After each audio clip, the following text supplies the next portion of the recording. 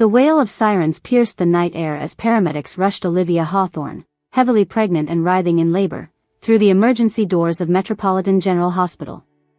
At 22, her face was contorted in agony, sweat beading across her forehead as another brutal contraction seized her body. "Stop that pathetic screaming this instant," Charlotte Hawthorne hissed, her perfectly manicured fingers gripping her phone as she live-streamed the chaos to her exclusive social media circle. "You're embarrassing the entire Hawthorne name with this theatrical display." The paramedics exchanged uncomfortable glances as they maneuvered the stretcher through the crowded emergency room. One of them, a seasoned medic with kind eyes, tried to offer Olivia comfort. "You're doing great, honey. Just breathe through it." "Breathing techniques," Charlotte scoffed, never lowering her phone. Her emerald eyes glittered with malicious satisfaction as she adjusted the camera angle to capture Olivia's pain-racked face. "Ladies and gentlemen of our distinguished social circle, you're witnessing firsthand why breeding matters. Some people simply cannot rise above their questionable origins, no matter how much refinement we attempt to provide." Olivia's fingers gripped the metal railings until her knuckles went white. Between gasps of pain, she managed to whisper, "Please, Charlotte, not now." "Oh, but this is precisely when our audience needs to see the real you, darling." Charlotte's voice dripped with false sweetness as comments began flooding her live stream. The city's elite were already gathering virtually, drawn like vultures to fresh scandal. After all, the Hawthorne reputation requires absolute transparency about the challenges we face within our own household. Charlotte wasn't concerned about Olivia's health or the baby's well-being. Her primary focus remained fixed on damage control, ensuring that whatever happened tonight would be spun to preserve her own social standing while demolishing Olivia's completely. She had waited years for this moment, and she wouldn't waste the opportunity to destroy the girl who had been a thorn in her side since the day she married Edward Hawthorne. As they approached the delivery ward, Olivia felt a brief moment of relief. Surely Charlotte wouldn't be allowed in the operating room. But even as the medical team prepared to wheel her away, she could hear her stepmother's voice echoing through the corridor, still performing for her digital audience. "I've sacrificed so much for that girl," Charlotte was saying, her tone perfectly modulated to evoke sympathy from her viewers. "Edward and I both have. We've given her every advantage, every opportunity to become a proper Hawthorne. But you simply cannot transform base metal into gold, no matter how much love and effort you invest." The operating room doors swung shut, finally silencing Charlotte's venomous commentary. Olivia found herself surrounded by the efficiency of the medical team, their movements choreographed by years of experience. But as the hours wore on, she caught fragments of increasingly urgent conversations. "Blood pressure's dropping rapidly, we need to prep for emergency procedures, she's losing too much blood." Through the haze of pain and exhaustion, Olivia fought to bring her child into the world. When her daughter finally arrived, tiny, perfect, and somehow radiating an unusual alertness for a newborn, Olivia felt an overwhelming surge of protective love. But there was something else, something that made the medical staff exchange puzzled glances. The baby's eyes held an intelligence that seemed almost otherworldly, and when Olivia looked down at her daughter, she felt a strange tingling sensation, as if electricity was coursing through her veins. Meanwhile, the commotion in the waiting area had escalated dramatically. Edward Hawthorne had arrived, his usually impeccable appearance disheveled from his frantic rush to the hospital. His salt and pepper hair was mussed, his expensive suit wrinkled from the journey. "What the hell is going on?" Edward demanded, his voice booming through the waiting room as he spotted Charlotte still live streaming. "Why isn't anyone taking care of Olivia properly? And why are you broadcasting this like some goddamn reality show?" Charlotte immediately shifted into victim mode, lowering her phone with theatrical reluctance. "Oh, Edward, thank goodness you're here. I've been trying so hard to manage everything alone. That girl has been absolutely impossible, screaming and carrying on like she has no breeding whatsoever. I've done my best to maintain some dignity for the family name, but you know how challenging she can be." "Challenging?" Edward's face reddened with fury. "She's giving birth to my grandchild, Charlotte. She needs support, not your constant criticism." Before Charlotte could respond with another carefully crafted manipulation, a harried nurse burst through the delivery room doors. Her scrubs were stained, her face grim with the weight of urgent news. Edward immediately stepped forward, his paternal instincts overriding everything else. "What's happening? Is Olivia okay? The baby?" The nurse's expression was carefully professional, but Olivia's father could see the concern in her eyes. "The baby is stable and healthy, Mr. Hawthorne. But I'm afraid Olivia is experiencing severe complications. She's lost a significant amount of blood, and we're dealing with a critical shortage in our blood bank tonight." "Then take mine," Edward said without hesitation, already rolling up his sleeve. "Whatever she needs." "Sir, you'll need to step aside," the nurse said urgently, already moving toward the elevator. "I have to get to the blood bank immediately. We're running out of time." As the medical team rushed to process Edward's blood donation, Charlotte watched with barely concealed anticipation. She had suspected this day might come for years, had even hoped for it. Now, as the lab technician ran the compatibility tests, she held her breath. The results came back within minutes, but they might as well have been a nuclear bomb detonating in the hospital corridor. "I'm sorry, Mr. Hawthorne," the technician said quietly, his voice barely audible above the ambient noise of the hospital. "Your blood isn't compatible. You're not a match." The words hung in the air like a death sentence. Not just for Olivia's immediate medical crisis, but for everything Edward had believed about his family, his daughter, his entire life. Charlotte's mask slipped for just a moment, revealing a flash of pure, triumphant malice before she caught herself. "Oh my," she breathed, her hand flying to her throat in a gesture of perfectly performed shock. How unexpected. But Edward was no longer listening to her theatrics. The man who had built a $50 billion empire through shrewd intelligence and unwavering determination was experiencing complete cognitive collapse. The implications of the blood test results crashed over him like a tsunami, destroying 22 years of memories, love, and paternal pride in a single moment. Olivia wasn't his daughter. Olivia had never been his daughter. Everything he thought he knew about his family was a lie. "Edward?" Charlotte reached for his arm, but he jerked away from her touch as if she were poison. I need. Edward stumbled backward, his face pale and drawn. The man who commanded boardrooms and negotiated billion-dollar deals couldn't form a coherent sentence. "I can't, this isn't." And then, to Charlotte's absolute delight and the shock of everyone present, Edward Hawthorne turned and fled. He ran through the hospital corridors like a man escaping a burning building, leaving his daughter, the girl he had raised and loved for 22 years, to face her crisis alone. Charlotte watched him go, her lips curling into a satisfied smile. Phase 1 of her long-awaited revenge was complete. Now it was time for Phase 2. When Olivia finally awakened 3 days later, weak from blood loss but alive, the first face she saw was Charlotte's.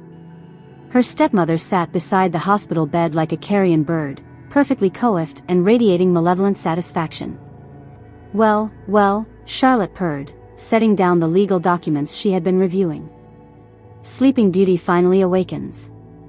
How fitting that you should wake up to discover your entire world has crumbled to ash." Olivia tried to speak, but her throat was parched and raw. She managed to croak out a single word, "Baby?"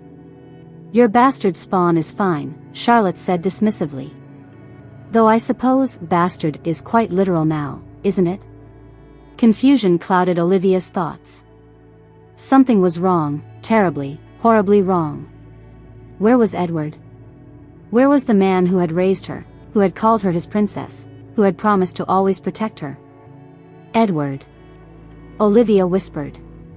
Charlotte's laughter was like broken glass. "Oh, my dear, sweet, stupid Olivia. Did you really think that charade could last forever? Edward discovered the truth when they tested his blood for your transfusion. You're not his daughter. You never were his daughter. You're nothing but the bastard offspring of whatever trashy affair your mother had before she died." The words hit Olivia like physical blows. "No, that's not, he loves me." "He loved a lie," Charlotte said, her voice growing crueler with each word. "And now that he knows the truth, he wants nothing to do with you. He couldn't even bear to stay in the same building once he learned what you really are. Charlotte leaned closer, her voice dropping to a venomous whisper. Let me make something crystal clear, you little parasite. Edward Hawthorne never wants to see your face again. You are nothing to him now, less than nothing. You're an embarrassment, a reminder of his own stupidity in believing your worthless mother's lies. Olivia's eyes began to fill with tears, but Charlotte wasn't finished. She pulled out her phone, scrolling through the live stream comments from the night of Olivia's delivery. The entire city knows now, Charlotte continued, showing Olivia the flood of social media posts and news articles that had already begun circulating. Everyone who matters in our social circle has seen your humiliation. They know you're not a real Hawthorne. They know you're just trash pretending to be something you're not. As Charlotte's cruelty reached new depths, something strange began happening to Olivia. Her vision sharpened with almost supernatural clarity, and for a moment, her eyes flashed an otherworldly silver. The heart monitor beside her bed began beeping erratically, and the fluorescent lights overhead flickered. But Charlotte was too consumed with her victory to notice these strange phenomena. She reached into her briefcase and pulled out a thick stack of legal documents. Now, Charlotte said, her smile sharp as a blade, we're going to clean up this mess properly. These documents will formally renounce any claim you might have had to the Hawthorne name, the Hawthorne fortune, and any inheritance rights. You're going to sign them right now, while you're still bleeding and weak, because if you don't, I will make your life an absolute living hell. Olivia stared at the papers through her tears. $50 billion. The inheritance she had never really cared about but had always known would be there. Her entire identity as a Hawthorne. I won't, she whispered. Charlotte's eyes hardened. Oh, but you will. Because if you don't sign these papers, I will ensure that every hospital, every employer, every person in this city knows exactly what kind of fraudulent little con artist you are. I will destroy any chance you have of building any kind of life for yourself or that bastard baby. The threat hung heavy in the air as Charlotte positioned her phone to record yet another humiliation. Sign the papers, Olivia. Sign them while everyone watches, and maybe, just maybe, I'll let you disappear quietly instead of making your existence a public spectacle for the rest of your miserable life. With shaking hands and tears streaming down her face, Olivia took the pen Charlotte offered. As she signed her name, renouncing everything she had ever known about herself, Charlotte live-streamed every moment to their social circle. Ladies and gentlemen, Charlotte announced to her digital audience, justice has finally been served. The pretender has been exposed, and the Hawthorne family integrity has been restored. The comments flooded in, mockery, schadenfreude, and cruel laughter from the city's elite who had always resented Olivia's place in their world. But as Olivia signed the final document, her eyes flashed silver again, and this time Charlotte caught a glimpse of it. For just a moment, the woman who had orchestrated this elaborate revenge felt a chill of unease. There was something about Olivia Hawthorne, something about that silver flash in her eyes and the way the very air seemed to respond to her emotions, that suggested this story was far from over. That same night, the hospital's business office delivered the final blow. Olivia sat in her hospital bed, still weak from childbirth and blood loss, when a stern-faced administrator entered her room with a clipboard and an ultimatum. MS. Well, I suppose it's not Ms. Hawthorne anymore, is it? The woman said, her voice clinically cold. You have no health insurance coverage that we can verify, and the bill for your extended stay and emergency procedures has reached nearly $200,000. We need payment arrangements immediately, or we'll be forced to discharge you tonight. Olivia stared at the woman in disbelief. Tonight? But my daughter. Your daughter is healthy and ready for discharge as well, the administrator replied matter-of-factly. You have 2 hours to arrange payment or find alternative accommodations. As if summoned by the sound of Olivia's desperation, Charlotte appeared in the doorway. She surveyed the scene with obvious satisfaction, her designer handbag clutched in her perfectly manicured hands. Oh dear, Charlotte said with false sympathy, financial troubles already? How unfortunate. Of course, if you were still a Hawthorne, this wouldn't be a problem. But since you've signed away any claim to that name. She shrugged elegantly. Please, Olivia whispered, her voice breaking. I just need a few days to figure something out. Figure something out? Charlotte laughed. With what resources? With what connections? You're nobody now, Olivia. You have nothing and no one. The sooner you accept that reality, the better. 2 hours later, Olivia found herself standing on the hospital steps in the thin clothes she had worn when the labor pain started 3 days earlier. She clutched her newborn daughter against her chest, trying to shield the baby from the cold wind that whipped through the city streets.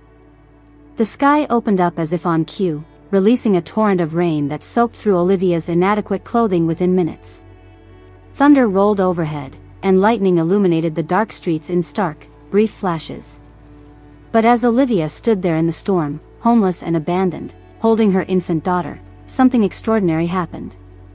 Her eyes flashed silver once more, brighter than the lightning above, and for just a moment, the rain seemed to part around her and the baby. In that moment of supernatural clarity, Olivia Hawthorne made a vow that would echo through the years to come. She might have lost her name, her fortune, and her family, but she was not broken. She was not defeated. She was something else entirely, something that neither Charlotte nor Edward could understand or control. And one day, they would all learn exactly what that something was. As Olivia disappeared into the stormy night with her daughter, the question remained, who would come to her rescue in her darkest hour? The answer to that question would change everything. Chapter 2. The storm raged with unprecedented fury, turning the elite Manhattan streets into rivers of chaos. Olivia stumbled through the deluge, her thin hospital gown plastered to her weakened body as she clutched her newborn daughter against her chest. Every step sent waves of pain through her still healing body, but she pressed forward, driven by nothing more than maternal instinct and the desperate need to find shelter for her child. The baby, she still hadn't even had time to name her properly, remained unnaturally calm despite the tempest surrounding them. Those strange, intelligent eyes seemed to take in everything, as if the infant understood far more than any newborn should. When lightning flashed overhead, the baby's eyes reflected the light with an almost otherworldly gleam that matched the silver flashes Olivia had been experiencing since the birth. 3 blocks from the hospital, Olivia's strength finally gave out. The blood loss, the emotional trauma, and the physical exhaustion of carrying a newborn through a storm proved too much. She collapsed against a wrought iron fence outside an exclusive residential building, her legs buckling beneath her as consciousness threatened to slip away. The rain seemed to intensify as if nature itself was conspiring against her. Water streamed down her face, mixing tears with raindrops as she held her daughter closer, trying to shield the baby with what little warmth her body could provide. This was how it would end, she thought dimly, 2 discarded lives washing away in the storm, forgotten by everyone who had once claimed to love them. But fate, it seemed, had other plans. The sleek black Bugatti that pulled up to the curb moved with predatory grace, its engine purring like a satisfied cat despite the chaos of the storm. The driver's door opened, and a figure emerged that commanded attention even in the midst of the tempest. Maxwell Ashford stepped into the rain without regard for his expensive Italian suit, his steel-gray eyes immediately locking onto the huddled form against the fence. At 28, Maxwell Ashford was everything the media loved to photograph and society pages loved to feature. Heir to the Ashford Empire, a conglomerate that had been the Hawthorne family's primary rival for 3 generations, he possessed the kind of aristocratic beauty that seemed almost supernatural. His dark hair was swept back from sharp, angular features, and his tall, powerful frame moved with the confidence of a man who had never known defeat. But it was his eyes that truly set him apart. They held an intensity that seemed to see through pretense and straight to the truth of things. Those same eyes now took in Olivia's desperate situation with calculating precision. Christ, he muttered under his breath, striding toward her without hesitation. The rain seemed to part around him as he moved, though that could have been Olivia's fading consciousness playing tricks on her vision. Olivia looked up at him through the haze of exhaustion and pain, recognizing the face that had graced countless magazine covers and business journals. Maxwell Ashford, the enemy. The rival family heir who had been Edward's primary competitor in every business venture for the past decade. If Edward had been a king in their world, Maxwell was the prince of the opposing kingdom. Please, she whispered, her voice barely audible above the storm. "My baby." Maxwell's expression softened as he took in the scene, the young woman who had clearly just given birth, the infant clutched protectively in her arms, the desperation etched into every line of her face. He didn't hesitate. In one fluid movement, he removed his suit jacket and wrapped it around both Olivia and her daughter. "You're coming with me," he said, his voice brooking no argument as he carefully lifted them both into his arms. Olivia was struck by how effortlessly he carried them, as if she and the baby weighed nothing at all. As Maxwell settled them into the warm leather interior of his car, another vehicle pulled up behind them. A silver Maserati disgorged its occupant with considerably less grace than Maxwell had shown.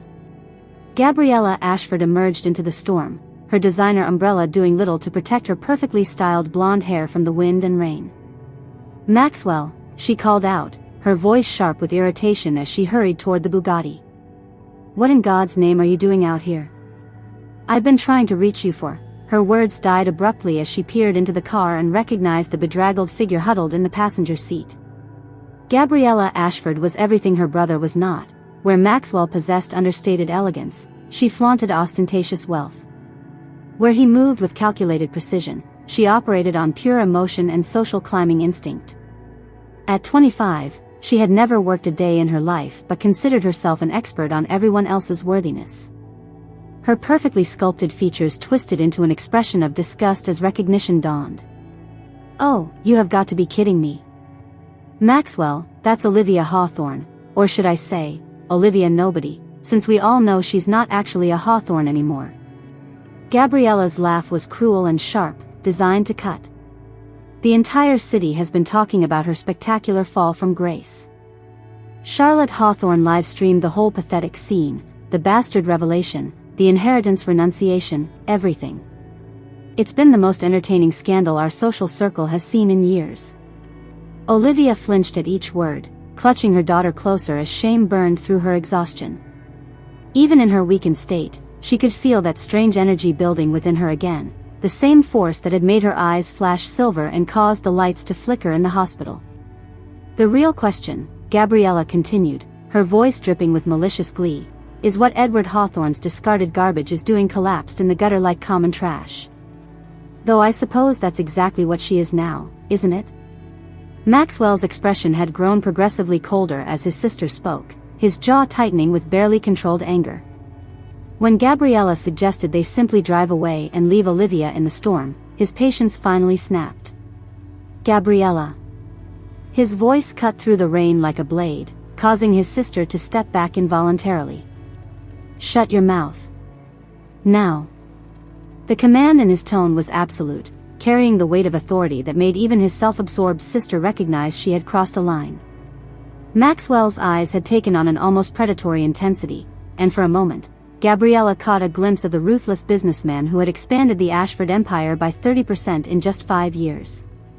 "True alphas," Maxwell said, his voice low and dangerous, "protect the weak.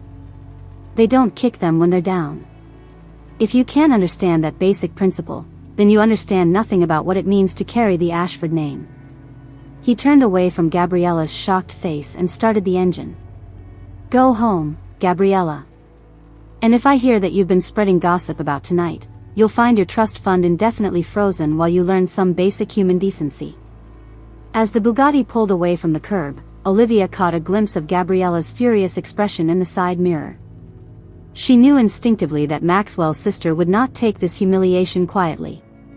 Maxwell's penthouse occupied the top 3 floors of one of Manhattan's most exclusive residential towers. As the private elevator carried them upward, Olivia found herself studying her unexpected rescuer through exhausted eyes. Nothing about this made sense. The Ashfords and Hawthornes had been business rivals for decades, their competition legendary in New York's financial circles. Why would Maxwell help her? "Why?" she whispered, voicing her confusion as the elevator doors opened into a palatial living space that overlooked Central Park. Maxwell carried her to a plush leather sofa near a massive fireplace, which roared to life at the touch of a button. "Because you needed help," he said simply, as if it were the most obvious thing in the world. A staff member appeared as if by magic, a distinguished older woman who took one look at Olivia's condition and immediately sprang into action. Within minutes, Olivia found herself wrapped in warm blankets, with hot soup appearing at her elbow and a pediatric nurse summoned to check on the baby. "The child appears to be in perfect health," the nurse reported to Maxwell after her examination. "Remarkably alert for a newborn, actually. I've never seen such aware eyes in an infant so young." As the medical professional departed, Maxwell settled into the chair across from Olivia, studying her with those penetrating gray eyes. "I know who you are," he said quietly. "More importantly, I know who you really are." Olivia looked up from where she was attempting to feed her daughter with a bottle the nurse had provided. "I don't understand." "Olivia Hawthorne," Maxwell said, then corrected himself. "No, that's not right, is it? Olivia Fenris. That's your true name." The bottle slipped from Olivia's nerveless fingers, only Maxwell's quick reflexes preventing it from hitting the floor. "What did you say?" "Fenris Hawthorne," Maxwell repeated, his voice gentle but firm. "Edward's older brother. Your real father." The room seemed to spin around Olivia as the implications of Maxwell's words sank in. "That's impossible. Edward never mentioned having a brother." "Because Fenris has been dead for 23 years, Maxwell said, his expression growing dark. "Murdered by his own family when you were just an infant." Olivia's world tilted on its axis. Everything she thought she knew about her identity, her family, her entire life was crumbling once again. But this time, instead of losing something, she was discovering a truth that might change everything. "Tell me," she whispered. Maxwell leaned forward, his voice taking on the cadence of someone recounting a long-buried secret. Fenris Hawthorne was everything Edward pretended to be: honorable, principled, genuinely concerned about ethics in business. He discovered that the Hawthorne empire was built on corruption, money laundering, and worse. When he threatened to expose it all, he became a liability. The fire crackled in the silence as Maxwell continued. "The official story was a car accident. But my father knew the truth. Fenris was murdered on Edward's orders. Your mother went into hiding when she realized she was pregnant, but the Hawthornes found her eventually. She died protecting your secret, and somehow you ended up being raised by the very man who killed your real father." Olivia's eyes flashed silver with the intensity of her emotions, and for a moment, the flames in the fireplace seemed to dance in response to her inner turmoil. Her daughter, as if sensing her mother's distress, began to fuss, her own eyes reflecting that same otherworldly light. "Why are you telling me this?" Olivia asked, her voice breaking. "Because Fenris Hawthorne was my father's closest friend," Maxwell said quietly. "They were business partners before the corruption took hold. My father promised Fenris that if anything happened to him, the Ashford family would watch over his child. We've been searching for you for over 20 years. The revelation hit Olivia like a physical blow. Everything made sense now, the strange sense of familiarity she'd always felt when she saw Maxwell in the media, the way Edward had always seemed slightly uncomfortable around her despite his professed love, the lingering guilt that had shadowed his interactions with her. "There's more," Maxwell said, reaching into his briefcase and withdrawing a thick folder of documents. "Fenris wasn't just an idealist, he was also brilliant. Before his death, he moved substantial assets into offshore accounts, hidden trusts, and investment vehicles that were completely separate from the Hawthorne empire." Olivia stared at the documents Maxwell was spreading across the coffee table: bank statements, investment portfolios, property deeds, all bearing her name as the primary beneficiary. $2 billion, Maxwell said simply. "That's what your real father left you. It's been growing in carefully managed accounts for over 20 years, waiting for you to claim it." The numbers on the papers seemed to dance before Olivia's eyes. $2 billion. More money than she had ever dreamed of, even as a Hawthorne heir. Money that was truly hers, untainted by the corruption and cruelty that had defined her childhood. "But there's a catch," Maxwell continued, his expression growing serious. "To claim this inheritance, you'll need to prove your identity legally. That means DNA tests, court proceedings, and most importantly, going up against the Hawthorne family who will fight this claim with everything they have." Olivia looked down at her daughter, who was watching the conversation with those impossibly intelligent eyes. In that moment, she made a decision that would reshape not just her own destiny, but the entire power structure of New York's elite society. "How do we start?" she asked, her voice stronger than it had been since the hospital. Maxwell smiled, the first genuine smile she had seen from him since he'd found her in the storm. "We start by making you disappear for a while. The Hawthorns think you're broken and helpless, and we're going to let them continue thinking that while we build our case." As if summoned by the mention of her name, Gabriella's voice echoed from the elevator as she arrived unannounced, a privilege of family that she regularly abused. "Maxwell, darling, I've been thinking about our conversation earlier," Gabriella called out as she stepped into the penthouse. Her voice carried that false sweetness that always preceded her most venomous attacks. "I really think you should reconsider this charity case situation. People are already talking." She paused dramatically as she entered the living room, taking in the scene of Olivia comfortably settled on the sofa with legal documents spread around her. "Oh, how cozy. The fallen princess has made herself quite at home, hasn't she?" "Gabriella," Maxwell began, but his sister was just getting started. "No, really, I think our social circle deserves to know that Maxwell Ashford is keeping Hawthorne's discarded bastard as some sort of pet project. It's quite the scandal, really. The newspapers would have such fun with it. Ashford heir rescues rival's trash." Olivia felt that familiar surge of energy building within her, her eyes beginning to flash silver as anger coursed through her veins. But before she could respond, Maxwell was on his feet, his own anger evident in every line of his body. "That's enough, Gabriella. You have no idea what you're talking about." "Oh, but I do," Gabriella purred, clearly enjoying the drama she was creating. "I know exactly what this is." Poor Olivia, cast out by the only family she's ever known, desperate for someone, anyone, to take pity on her. "And you, playing the noble savior to some tragic little waif who is worth more than you'll ever be," Maxwell cut her off sharply. "Olivia isn't charity, Gabriella. She's justice. She's the rightful heir to a fortune that makes the Hawthorne empire look like pocket change." Gabriella's confidence faltered for the first time. "What are you talking about?" Maxwell gestured to the documents spread across the table. "Olivia is Fenris Hawthorne's daughter. The legitimate heir to assets worth over $2 billion.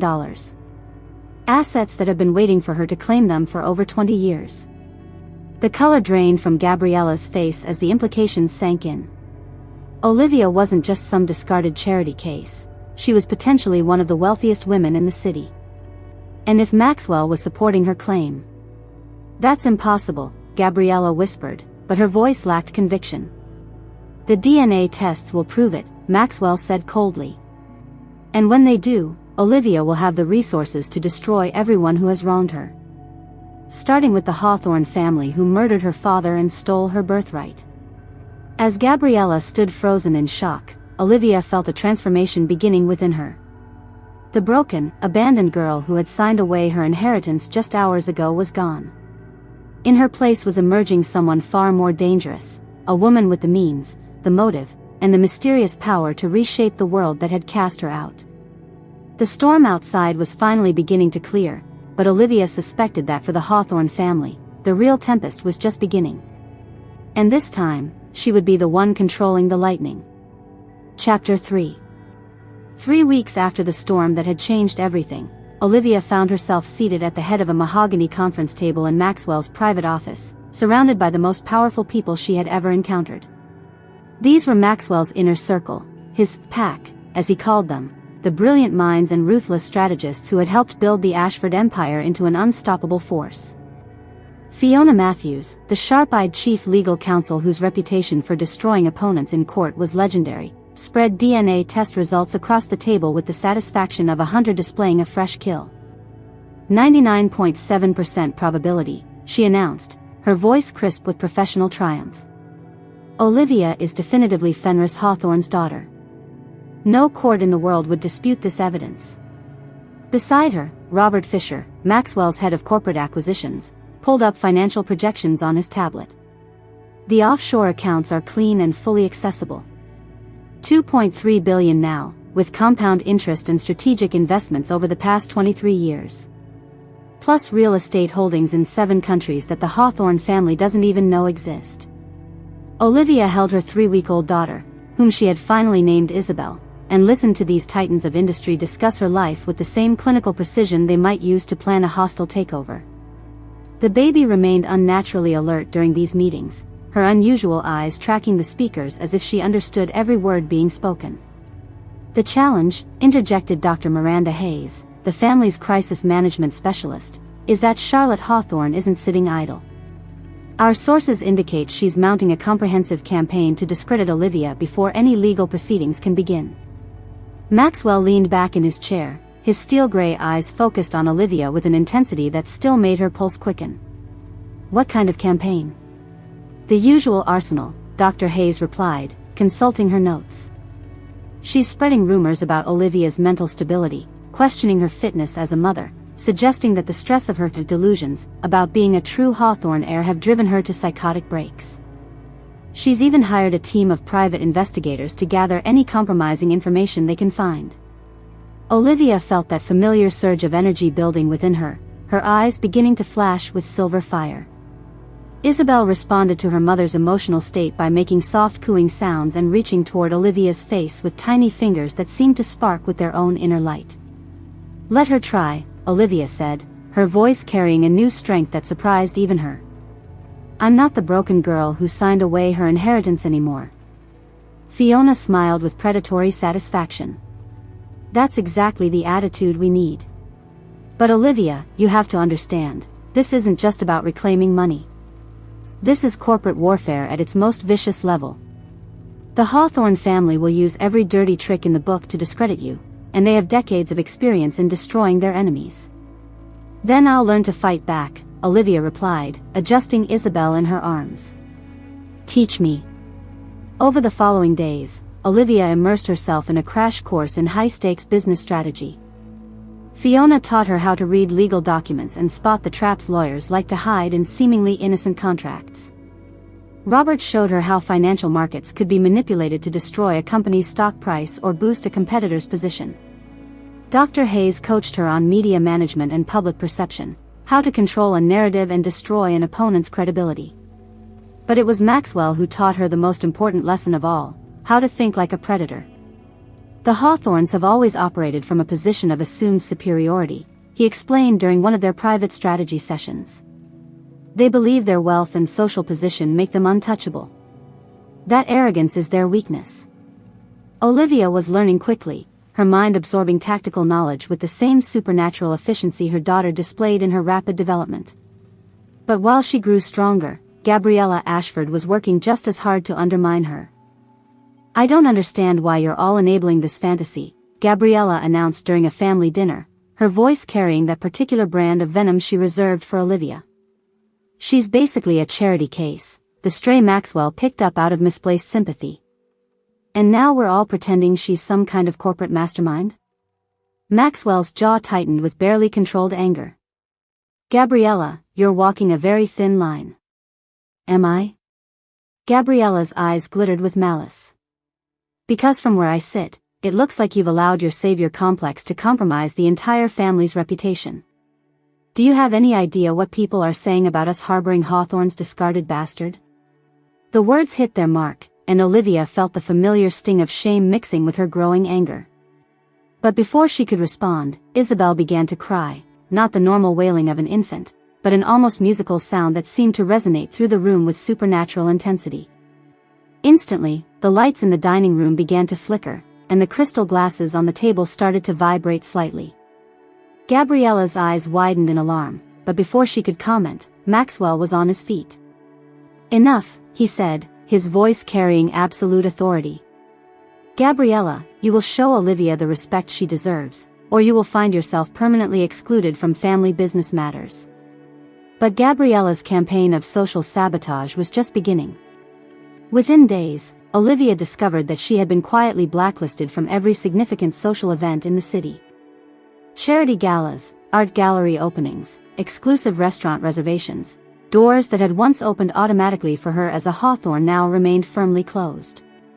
"She's very good at this," Dr. Hayes observed when they reviewed the extent of Gabriella's influence. She's positioning herself as protecting the social order from an unstable pretender. It's a classic reputation assassination technique. Olivia's response surprised everyone, including herself. Then we'll create our own events. The Metropolitan Museum's Temple of Dender Gallery had been transformed into a glittering wonderland for the annual Children's Hospital Charity Gala. New York's elite circulated through the space in their finest evening wear, champagne glasses in hand as they admired both the ancient Egyptian architecture and each other's carefully curated appearances. Olivia made her entrance deliberately late, knowing that timing was everything in the theater of high society. She wore a midnight blue gown that Maxwell had commissioned specifically for tonight, a creation that managed to be both elegantly modest and devastatingly beautiful. Her hair was swept up in a style that showcased the delicate silver earrings that seemed to echo the otherworldly light in her eyes. But it was the confidence in her bearing that truly commanded attention. This was not the broken girl who had been cast out into the storm 3 weeks ago. This was a woman who had discovered her own power and was ready to wield it. Gabriella spotted her immediately and moved through the crowd with predatory grace, gathering an audience of Manhattan's most influential socialites as she prepared to deliver what she clearly intended to be a devastating public humiliation. "Ladies and gentlemen," Gabriella announced, her voice carrying that false warmth that always preceded her cruelest attacks. "I believe most of you remember Olivia Hawthorne, or perhaps I should say Olivia Nobody, since we all know how that situation resolved itself." Polite laughter rippled through the gathering crowd, the kind of refined cruelty that high society had perfected over generations. Olivia remained perfectly composed, though her eyes began to take on that familiar silver gleam. "Of course," Gabriella continued, her smile sharp as a blade, "we should probably introduce her properly now. This is Olivia, the former heiress turned single mother, who my dear brother has taken in as something of a charity project. Isn't it wonderful how the Ashford family supports those less fortunate?" The crowd's attention was completely focused now, sensing blood in the water. This was the kind of social execution that would be discussed in drawing rooms and country clubs for months to come. But Olivia had learned well from her teachers. "Thank you for that introduction, Gabriella," Olivia said, her voice carrying clearly through the gallery. "It's always refreshing to meet someone so concerned with charity work. Speaking of which, I hope everyone is enjoying this beautiful venue tonight." She paused, letting her gaze sweep across the assembled guests before delivering her carefully prepared blow. "I'm particularly pleased that the renovation I funded last year turned out so beautifully. When I purchased this building through my investment consortium, I wasn't sure the Temple of Dender would provide the right atmosphere for this kind of event." The silence that followed was deafening.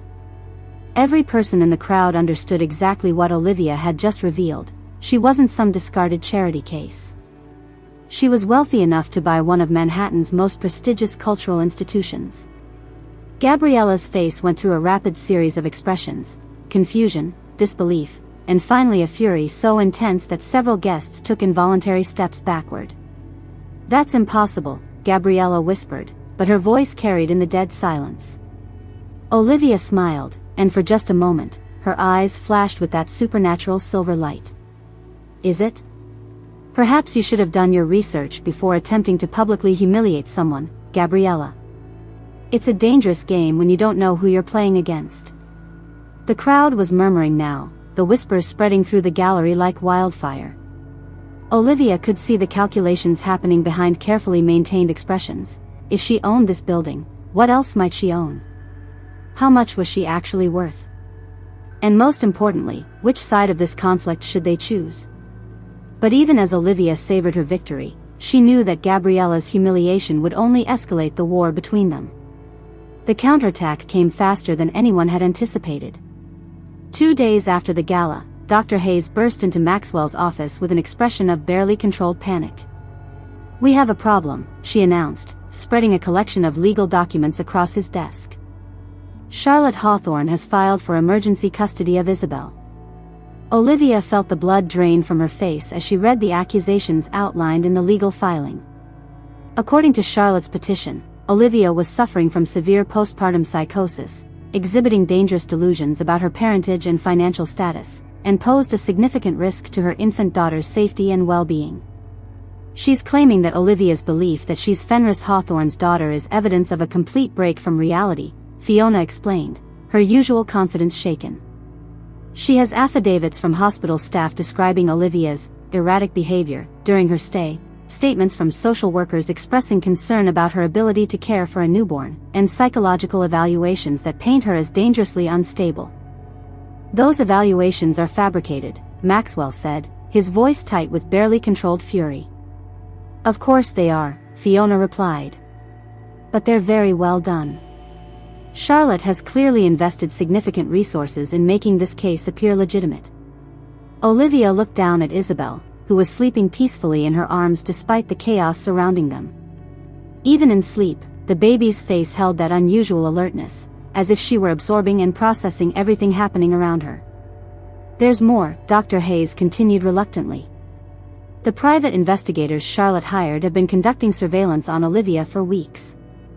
They have photographs, recordings, documentation of every move she's made since leaving the hospital. As if summoned by their conversation, Maxwell's head of security appeared in the doorway, his expression grim. Sir, we have a situation. The apartment building where Ms. Olivia was staying, her unit has been broken into. Olivia's heart stopped. Broken into? Professional job, the security chief continued.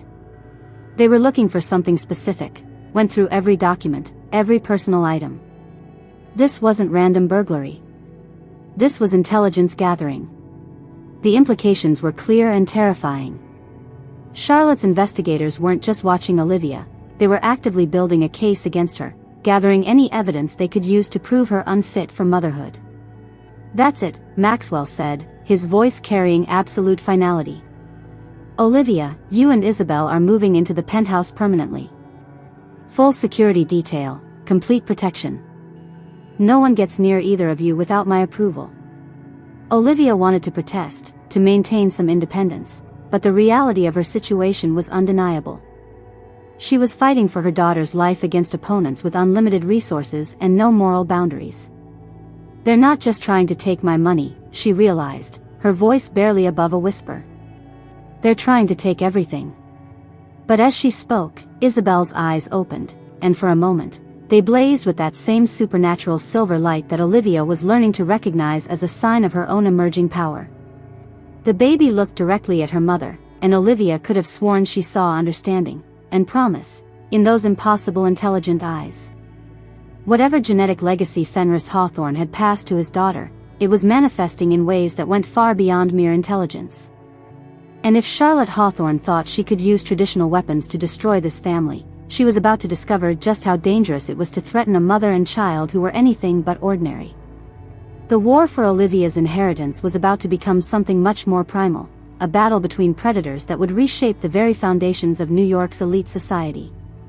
And Olivia was finally ready to hunt. Wanting to see what would happen next, subscribe to this channel to get to listen to more of our upcoming exciting stories. Click on the subscribe button now. Thank you. Chapter 4. The morning sun streamed through the floor-to-ceiling windows of Maxwell's penthouse as Olivia sat in the leather chair beside the fireplace, cradling Isabel while Fiona Matthews spread genetic analysis reports across the coffee table. The baby's unusual alertness had prompted Maxwell to request comprehensive testing, hoping to understand the source of her extraordinary development. The results are fascinating, Fiona said, her usual professional composure tinged with genuine amazement. Isabel's genetic markers indicate exceptional intelligence potential, enhanced physical capabilities, and some traits we've frankly never seen before in standard human genetics. Olivia traced her finger along Isabel's tiny hand, marveling at how the infant's eyes seemed to track every movement with supernatural precision. And her father? Fiona's expression grew more serious as she pulled up the genetic database results on her tablet. That's where things get complicated. The paternal DNA markers led us to a match in the Executive Genetic Registry, a database that most Fortune 500 CEOs participate in for security and medical purposes. She turned the screen toward Olivia, revealing a photograph that made Olivia's blood run cold. Julian Redford stared back at her from the screen, his darkly handsome features exactly as she remembered them from their passionate affair 6 months ago. Julian Redford, Fiona continued, reading from the file. CEO of Redford Corporation, heir to a shipping and logistics empire worth approximately $8 billion. Age 29, unmarried, known for his complicated personal relationships. Olivia felt as if the ground had shifted beneath her feet. Julian, charming, seductive Julian who had pursued her relentlessly when she was still living as Edward's daughter. Julian who had whispered promises of love and marriage in her ear during their stolen nights together. Julian who had vanished the moment she tearfully told him she was pregnant. He knew, Olivia whispered, her voice hollow with the realization. He knew who Isabel's father was, and he disappeared anyway. Maxwell moved to stand behind her chair, his presence both protective and comforting. What exactly happened between you two? Olivia's eyes flashed silver as the painful memories surfaced. He pursued me for months. Expensive gifts, romantic dinners, weekend trips to his private estate. He said he loved me, that he wanted to marry me and start a family together. Her voice grew bitter. When I told him I was pregnant, he said he needed time to process the news. That was the last time I heard from him. Until now, Fiona interjected, consulting her tablet again. Because according to our sources, Julian Redford is scheduled to attend the quarterly New York Business Council meeting this afternoon. The same meeting where Maxwell will be presenting the Ashford Corporation's latest acquisitions. The implications were clear. Julian would be in the same room, probably having no idea that Olivia had discovered his identity as Isabel's father. It was an opportunity too perfect to waste. I want to be there, Olivia said, her voice carrying a steel that surprised even her. Maxwell frowned with concern. Olivia, are you sure? Confronting him publicly could. Could what? Embarrass him? Olivia's laugh held no humor. He abandoned his pregnant girlfriend because it was inconvenient for his reputation. I think it's time Julian Redford learned what real embarrassment feels like. The New York Business Council met in the penthouse conference room of the Meridian Tower, a gleaming testament to corporate power that overlooked Central Park. Olivia had chosen her outfit carefully, a sharp black business suit that projected authority while the subtle silver jewelry echoed the otherworldly light in her eyes. She entered the conference room beside Maxwell, drawing immediate attention from the assembled business leaders. Many recognized her from the charity gala incident, and whispers followed in their wake as they took their seats at the massive circular table. Julian was seated across the room, his attention focused on his phone until he happened to glance up and see her. The color drained from his face, and Olivia had the satisfaction of watching him nearly drop his device in shock. Ladies and gentlemen, the council chairman announced, today's agenda includes presentations from Ashford Corporation and Redford Industries regarding their recent market expansions. Julian recovered his composure quickly, as Olivia had known he would. He was nothing if not skilled at maintaining appearances under pressure. When his turn came to present, he stood with his characteristic confidence, commanding the room's attention with practiced ease. Redford Corporation has seen unprecedented growth this quarter, he began, his voice smooth and authoritative. Our shipping routes have expanded into 3 new markets, and our logistics technology has revolutionized supply chain efficiency across multiple industries. Olivia waited, letting him build his momentum before she made her move. When Julian opened the floor for questions, she stood gracefully. Mr. Redford, she said, her voice carrying clearly through the room, I'm curious about your company's policies regarding corporate responsibility and personal accountability. Julian's jaw tightened almost imperceptibly, but his smile remained steady.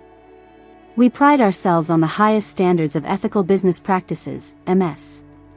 Olivia, she said simply, allowing him to sweat as he tried to determine whether she would reveal their connection. I'm particularly interested in how your corporation handles situations where executives might abandon their responsibilities when they become inconvenient. The room's attention was riveted now, sensing an undercurrent of tension that promised drama. Julian's composure cracked slightly. I'm not sure I understand your question, he said, but his voice had lost some of its smooth confidence. Let me be more specific, Olivia replied, reaching into her purse and withdrawing a small recording device. I'm wondering about your personal philosophy regarding promises made in private versus public accountability. Julian's eyes locked onto the device, and Olivia saw the exact moment he realized what she was holding. The blood drained from his face as she pressed play. Julian's voice filled the conference room, intimate and tender in a way that contrasted sharply with his current corporate persona. Olivia, darling, I've never felt this way about anyone before. I want to marry you, to build a life together. When we have children, they'll have everything: love, security, a future worthy of our combined legacies.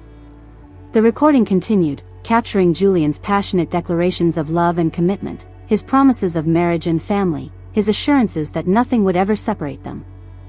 The assembled business leaders listened in stunned silence as the romantic promises gave way to more intimate conversations that left no doubt about the nature of their relationship.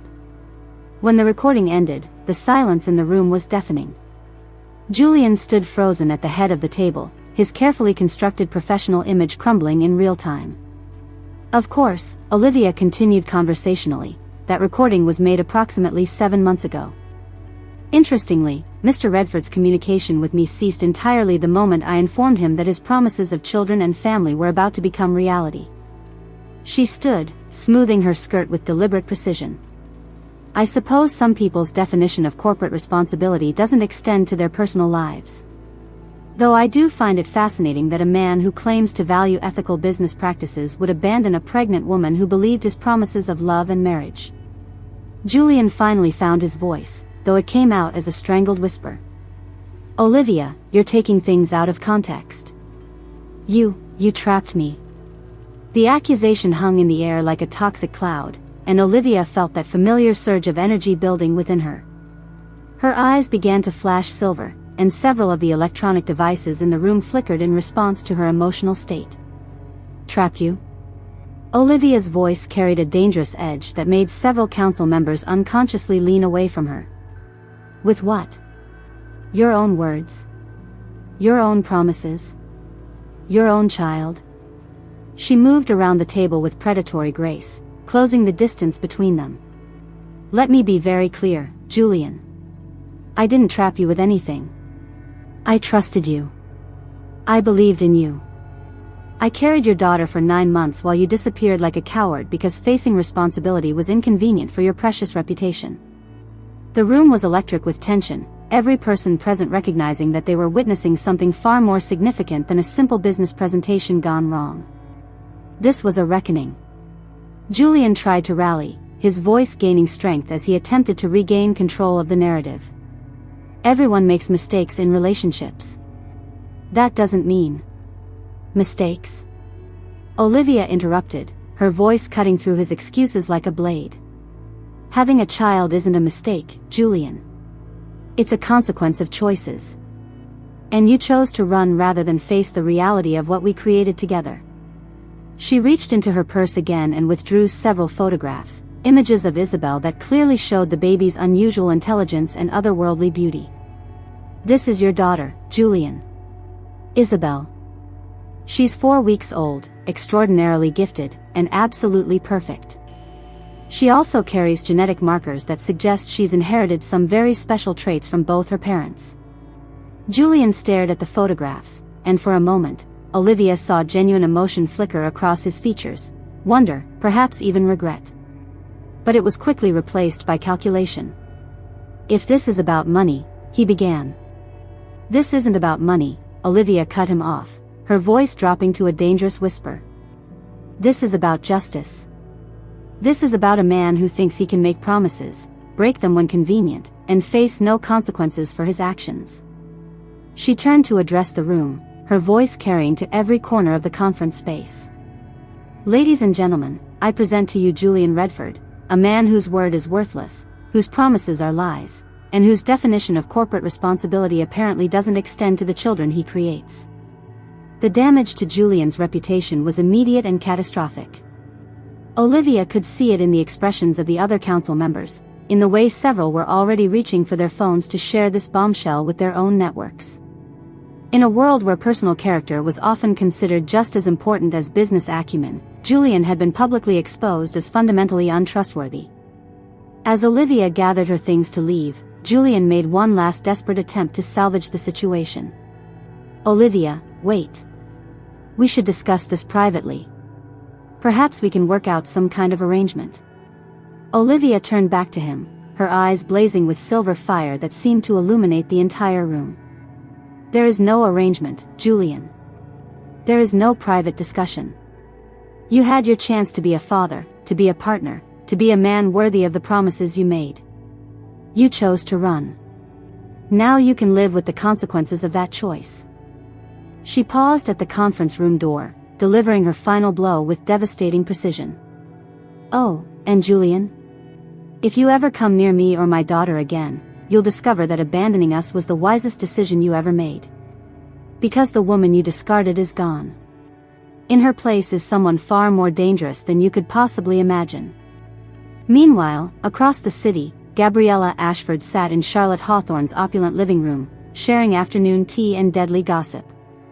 The alliance between these two women had been inevitable, both had been humiliated by Olivia's unexpected rise to power, and both were determined to see her destroyed.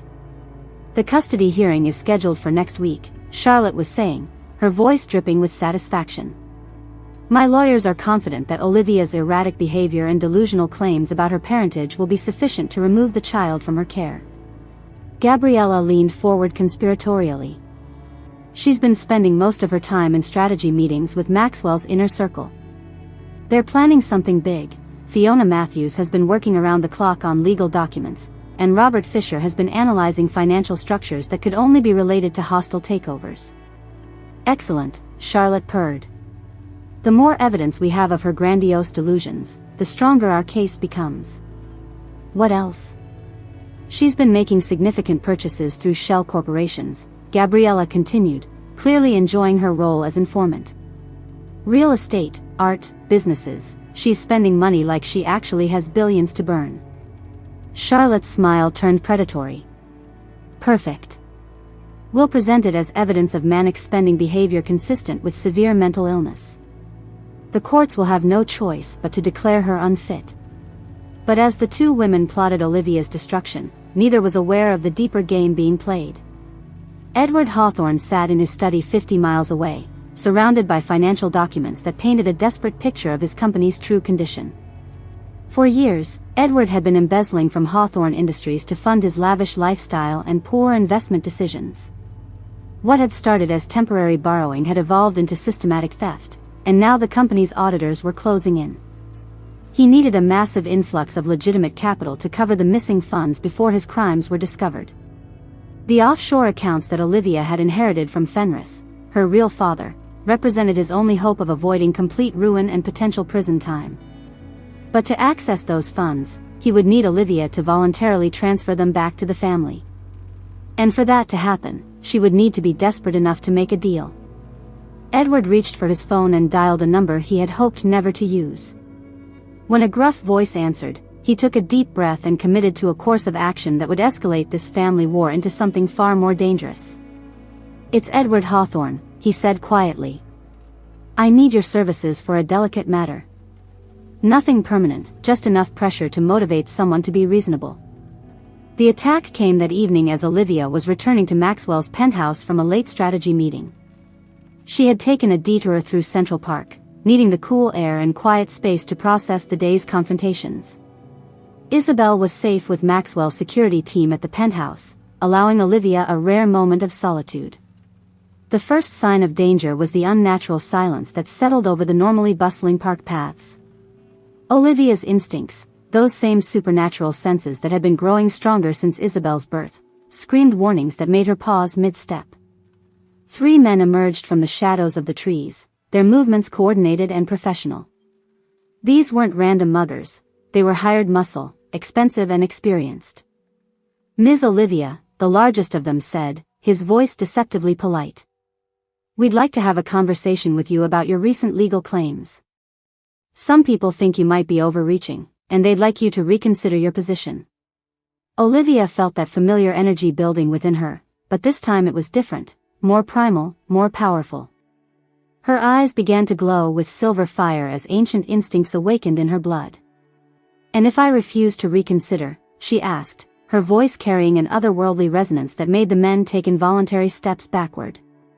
"Then we'll have to convince you," the leader replied, but his confidence was wavering as he took in the supernatural changes occurring in Olivia's appearance. The first man moved toward her with professional efficiency, clearly expecting to overpower a frightened young woman. Instead, he found himself facing something far more dangerous than he had bargained for. Olivia's latent alpha instincts exploded into full activation.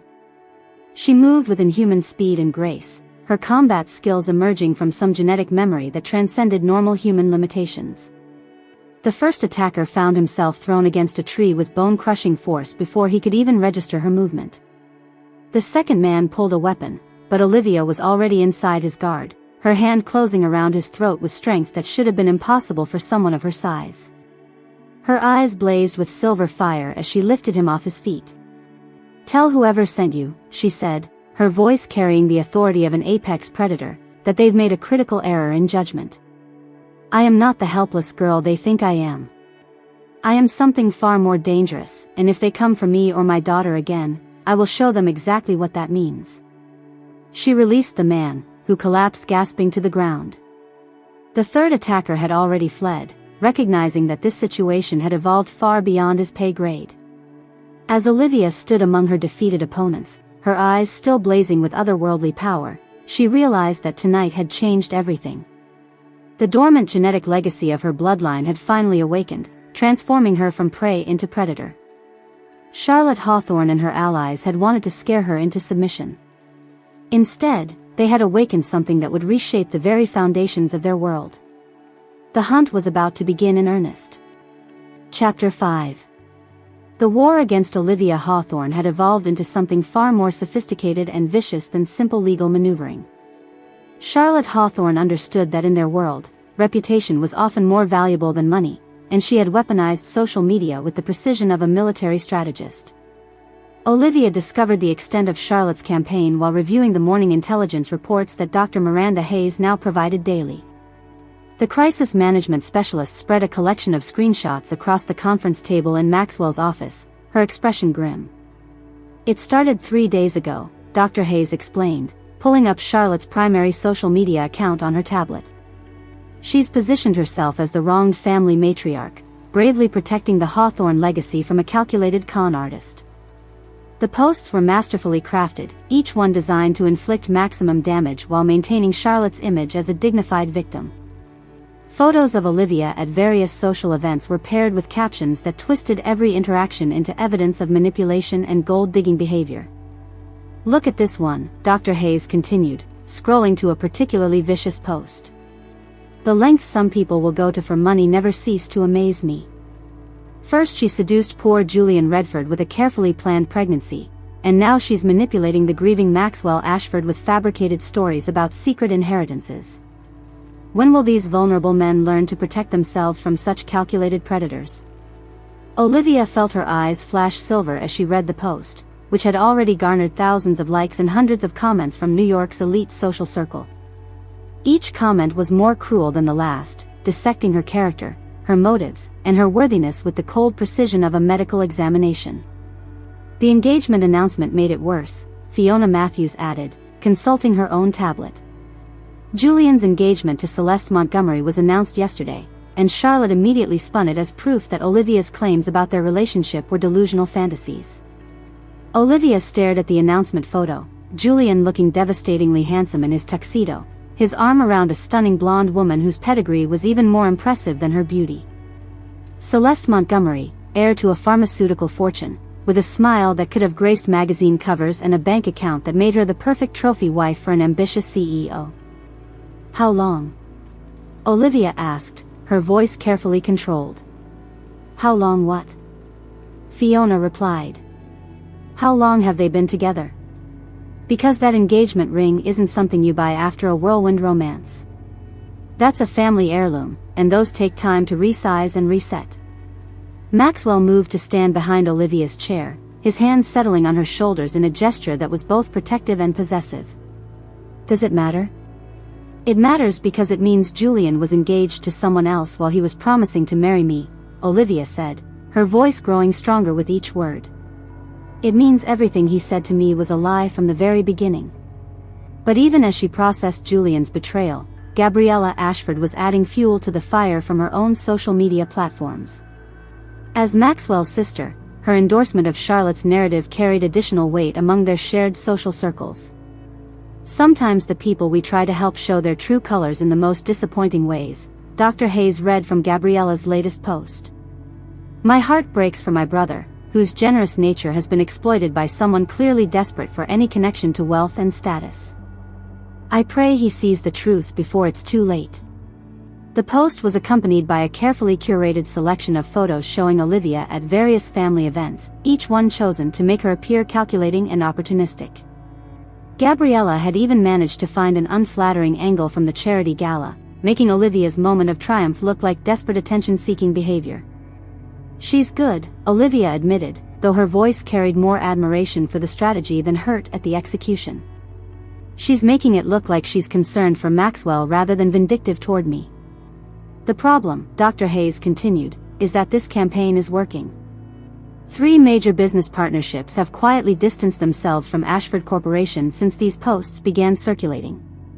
The implication that Maxwell's judgment might be compromised is affecting the company's reputation. Olivia felt the familiar surge of protective energy that had been growing stronger since her confrontation with Charlotte's hired thugs. Her eyes flashed silver as she stood, pacing to the window that overlooked Central Park. Then it's time to change the narrative, she said, her voice carrying that otherworldly resonance that had become more pronounced as her powers developed. They want to paint me as a gold digger desperate for status and wealth? Let's give them a demonstration of exactly how wrong they are. The Redford Industries annual shareholders gala was being held at the Metropolitan Museum of Art, the same venue where Olivia had purchased a building and humiliated Gabriella just weeks earlier. The irony wasn't lost on her as she prepared for what would undoubtedly be the most important public appearance of her life. The dress Maxwell had commissioned for her was a masterpiece of understated elegance, midnight blue silk that seemed to shimmer with an inner light that matched her eyes. But it was the necklace that would send the real message.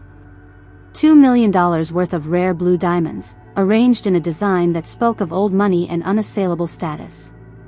Are you sure about this? Maxwell asked as they prepared to leave the penthouse. Walking into Julian's engagement party is essentially entering enemy territory.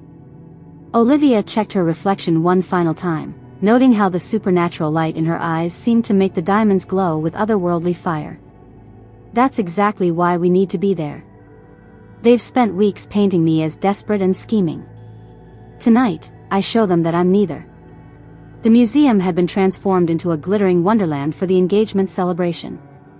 Julian and Celeste held court near the Temple of Dender, accepting congratulations from New York's elite while photographers captured every moment for the society pages. Olivia's entrance created the exact response she had hoped for. Conversations died mid-sentence as heads turned to take in her appearance. The whispers started immediately, about the dress, the diamonds, but most importantly, about the unmistakable confidence radiating from her very presence.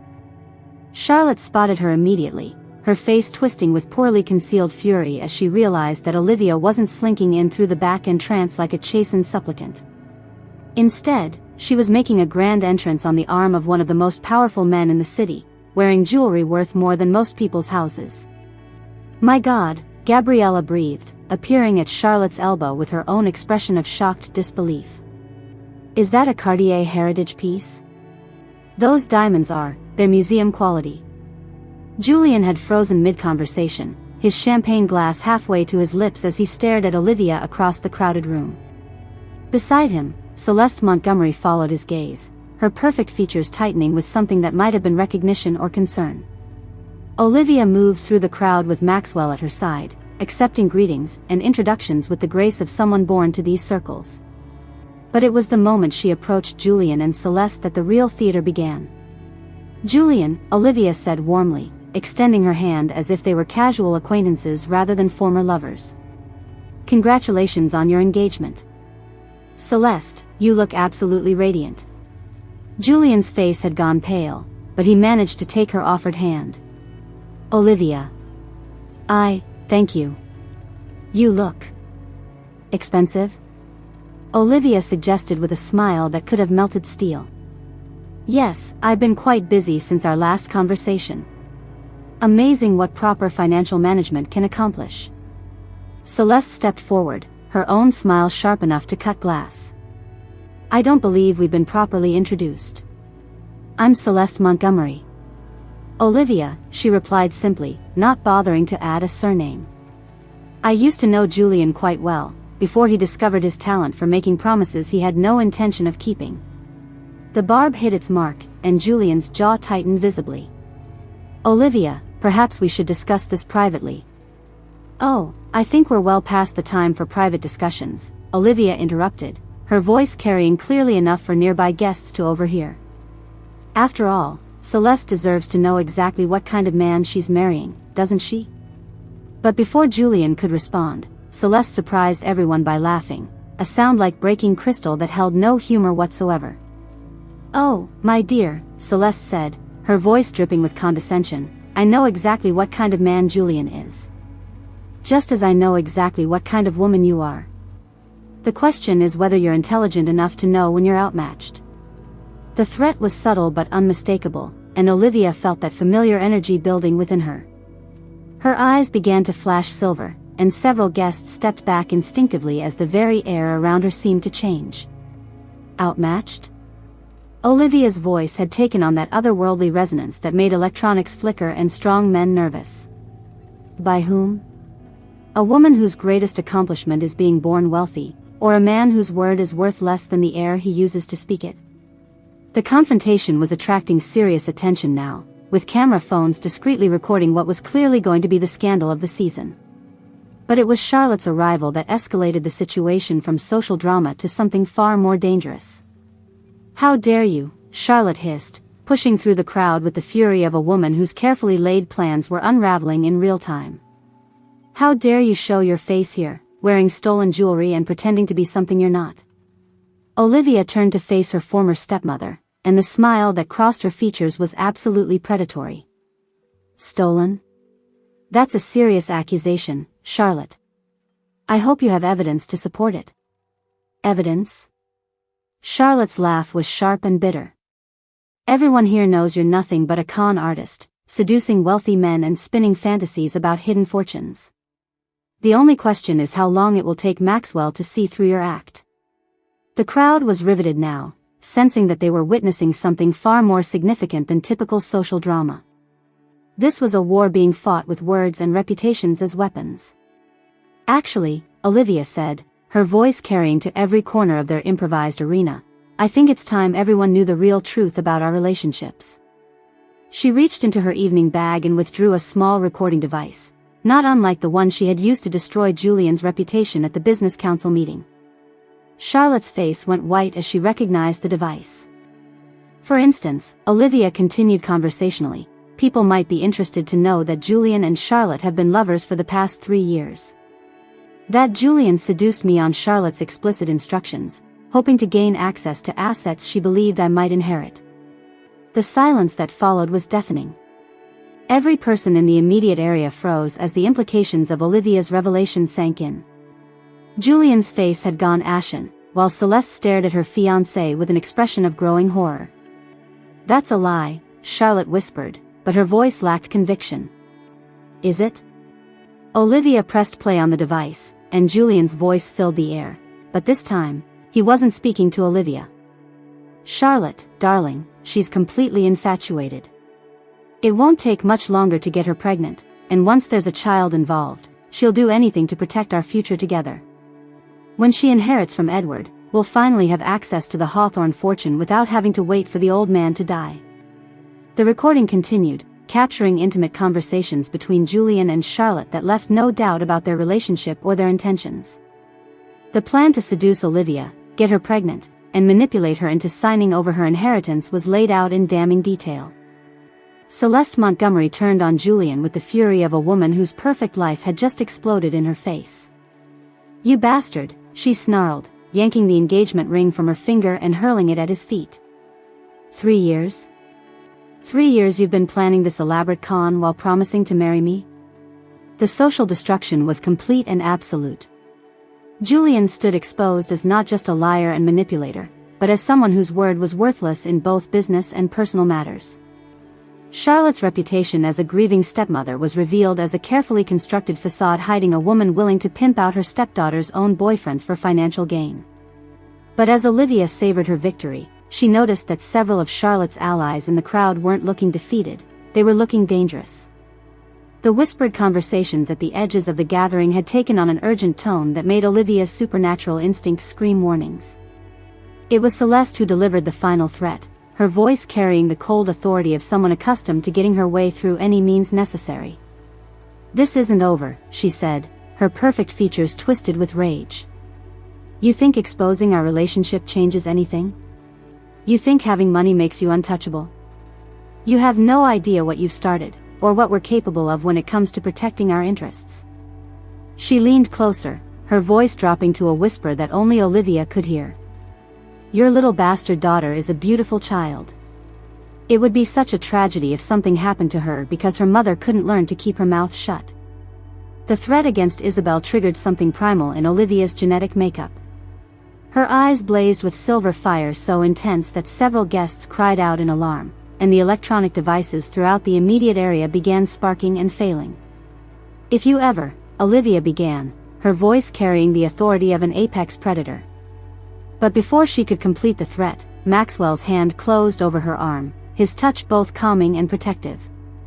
"Not here," he murmured, his voice barely audible. "Not in front of cameras." Olivia allowed herself to be led away, but not before delivering a final message to the assembled crowd. "Ladies and gentlemen, I hope you've enjoyed tonight's entertainment. But let me be very clear about something. I am not the helpless victim these people believed they could manipulate and destroy.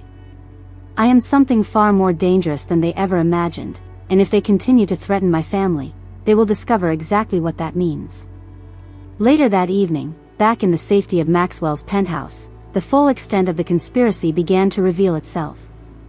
Fiona Matthews had been working through the financial records that Julian and Charlotte's recorded conversations had referenced, and her findings painted a picture of deception that stretched back years.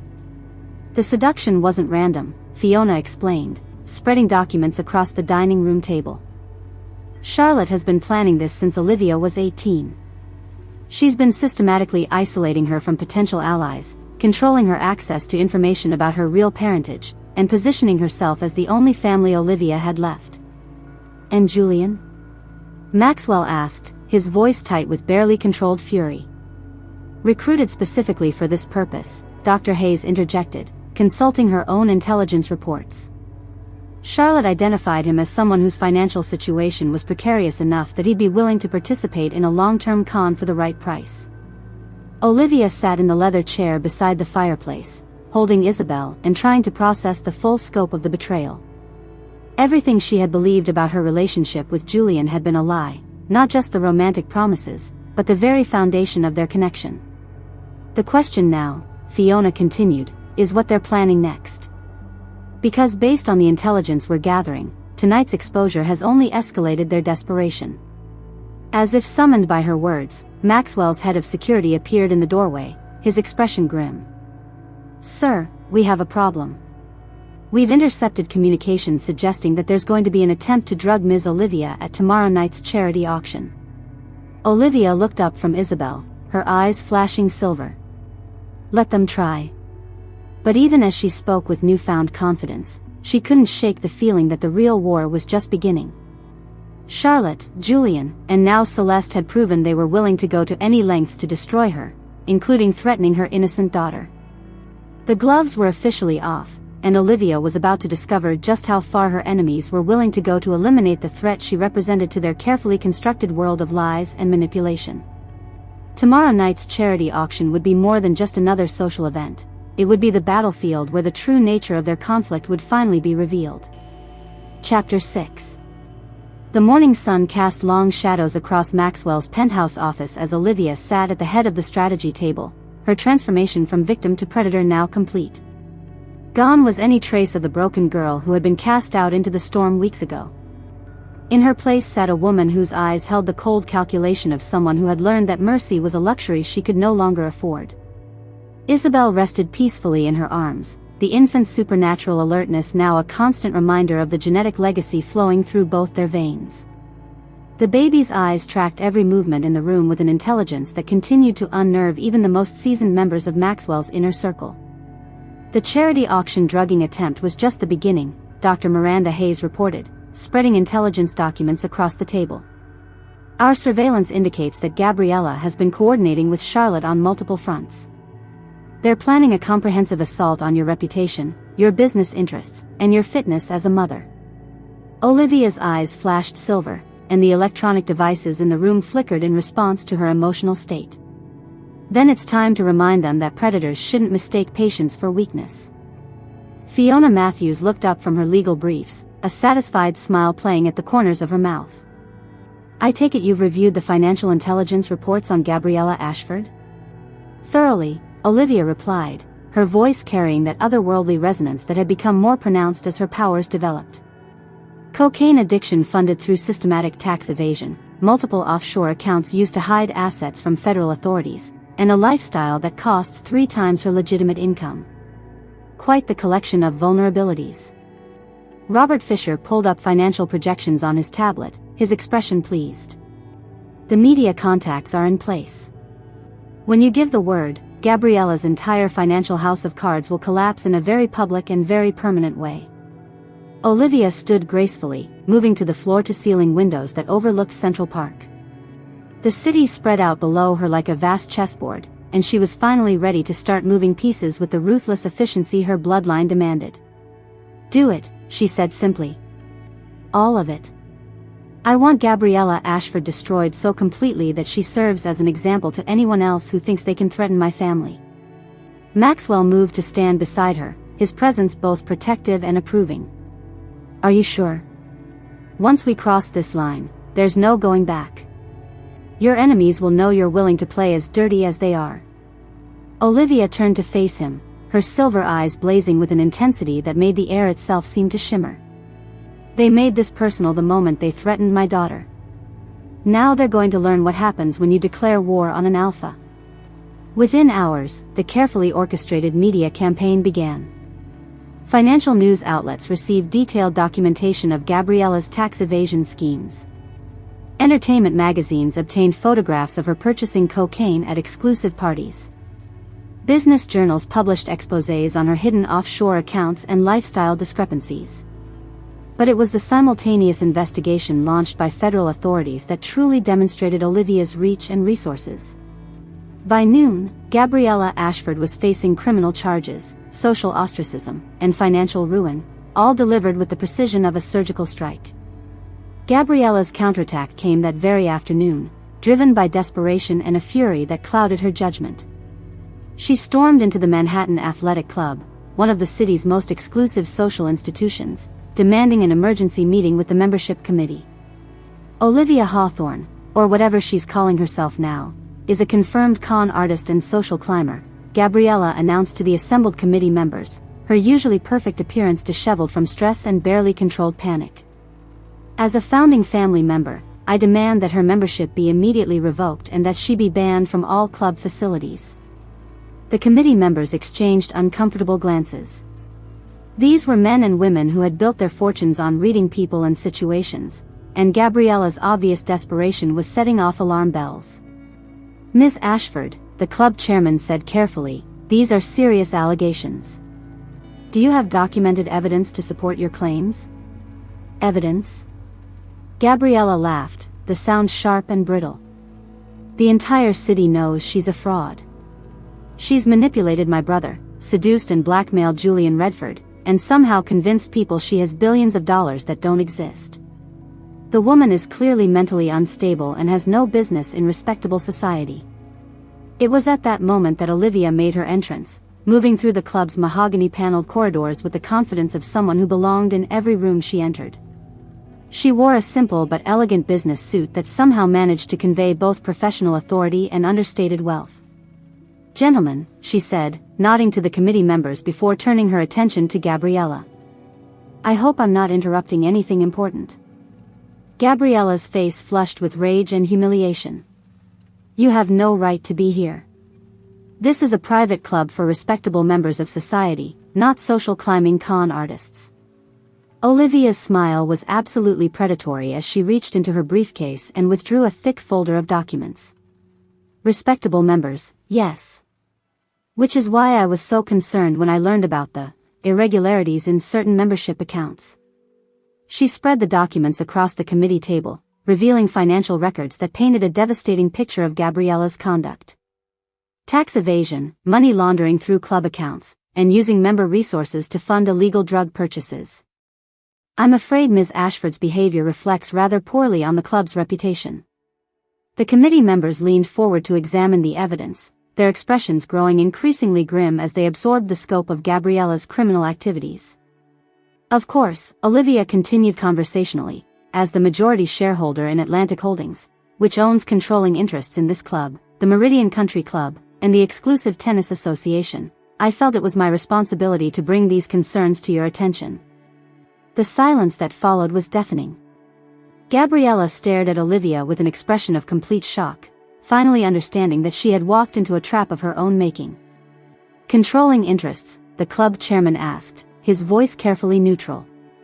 65% of Atlantic Holdings, Olivia confirmed, producing additional documentation. Which gives me effective control over membership decisions, policy changes, and disciplinary actions. I purchased the shares last week through a series of shell corporations, perfectly legal, I assure you. Gabriella's face had gone white as the implications sank in. That's impossible. You can't just buy. Actually, I can, Olivia interrupted, her voice carrying that supernatural authority that made grown men step backward. And I have. The question now is whether Ms. Ashford's membership should be terminated immediately, or whether we should wait for the federal investigators to finish building their case.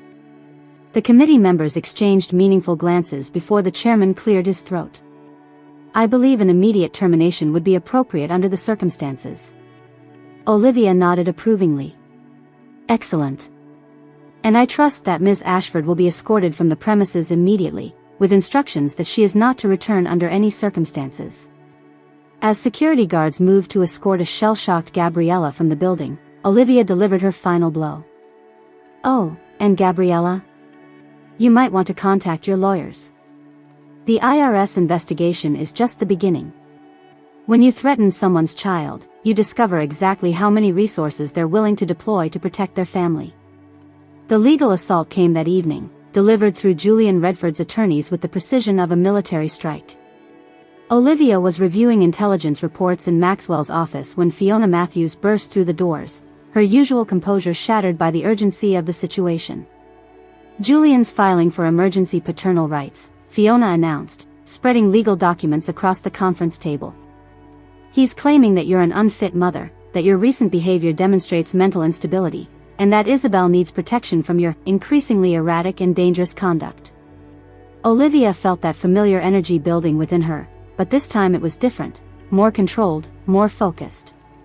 Her eyes began to glow with silver fire as she read through Julian's petition. He's demanding full custody?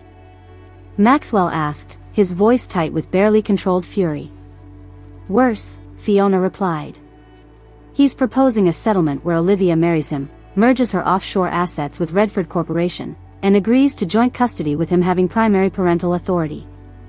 If she refuses, he'll pursue full custody and argue that her delusional claims about her inheritance prove she's mentally incompetent. Olivia stood slowly, her supernatural presence filling the room with an energy that made the lights flicker and the air itself seem to vibrate. He wants to use my daughter as leverage to force me into a business merger? That's exactly what he wants, Fiona confirmed. And given his financial resources and legal team, he might actually succeed if we can't demonstrate that your assets are legitimate and substantial. It was at that moment that Edward Hawthorne appeared in the doorway, his usually immaculate appearance disheveled and his face haggard with desperation. The man who had raised Olivia for 22 years looked like he had aged a decade in the weeks since their last confrontation. Olivia, he said, his voice breaking with emotion and fear. I need to talk to you. Please. The silence that followed was electric with tension. This was the man who had cast her out, who had chosen to believe Charlotte's lies over 22 years of love and shared memories. But it was also the man who had been her father in every way that mattered, until the blood test had shattered their world. Talk, Olivia said simply, her voice carrying no warmth but no active hostility either. Edward entered the room cautiously, clearly overwhelmed by the collection of powerful people surrounding Olivia. The federal investigators came to see me this morning. Money laundering, embezzlement, tax fraud, they have evidence of crimes going back 15 years. He collapsed into a chair, his hands shaking as he continued. I thought I was being careful. I thought the offshore accounts were untraceable. But someone's been providing the FBI with detailed financial records, account numbers, transaction histories, everything they need to destroy me completely. Olivia felt a cold certainty settling in her chest. Charlotte. Edward nodded miserably. She's been documenting everything for years. Every questionable transaction, every creative accounting decision, every regulatory shortcut I've taken to keep the company profitable. She has enough evidence to send me to prison for the rest of my life. And in exchange for your conviction, Olivia said, the pieces falling into place, she maintains control of Hawthorne Industries while claiming she was an innocent victim of your criminal schemes. She's offering to cooperate with federal prosecutors in exchange for immunity, Edward confirmed. She'll get to keep everything while I take the blame for everything that went wrong. The bitter irony wasn't lost on any of them. Charlotte had orchestrated Olivia's destruction to gain access to Fenris Hawthorne's hidden fortune, but she had also been preparing to destroy Edward and claim the legitimate Hawthorne empire for herself. Why come to me? Olivia asked, though she suspected she already knew the answer. Because you have resources I don't, Edward said quietly. Clean money, legitimate assets, the kind of financial backing that could cover the missing funds and satisfy the federal investigators. If you help me, I can make restitution and avoid prison. And if I don't? Edward's face crumpled with defeat. Then Charlotte wins everything. She destroys both of us and walks away with two separate fortunes. Olivia studied the man who had been her father, seeing past his desperation to the genuine remorse and fear beneath. This was the moment she had to decide whether revenge or justice would guide her actions. Julian's arrival an hour later turned the evening into a full-scale confrontation. He strode into Maxwell's penthouse with the arrogance of a man accustomed to getting his way through intimidation and legal maneuvering, flanked by two expensive lawyers and a court-appointed child welfare investigator. Olivia, he said, his voice carrying false warmth that couldn't disguise the predatory calculation in his eyes. I hope you've had time to consider my proposal. For Isabel's sake, I think we should resolve this matter quickly and amicably. Olivia rose from her chair slowly, her supernatural presence filling the room with an energy that made the newcomers visibly uncomfortable. Her eyes had begun to glow with that otherworldly silver light, and the very air seemed to shimmer around her.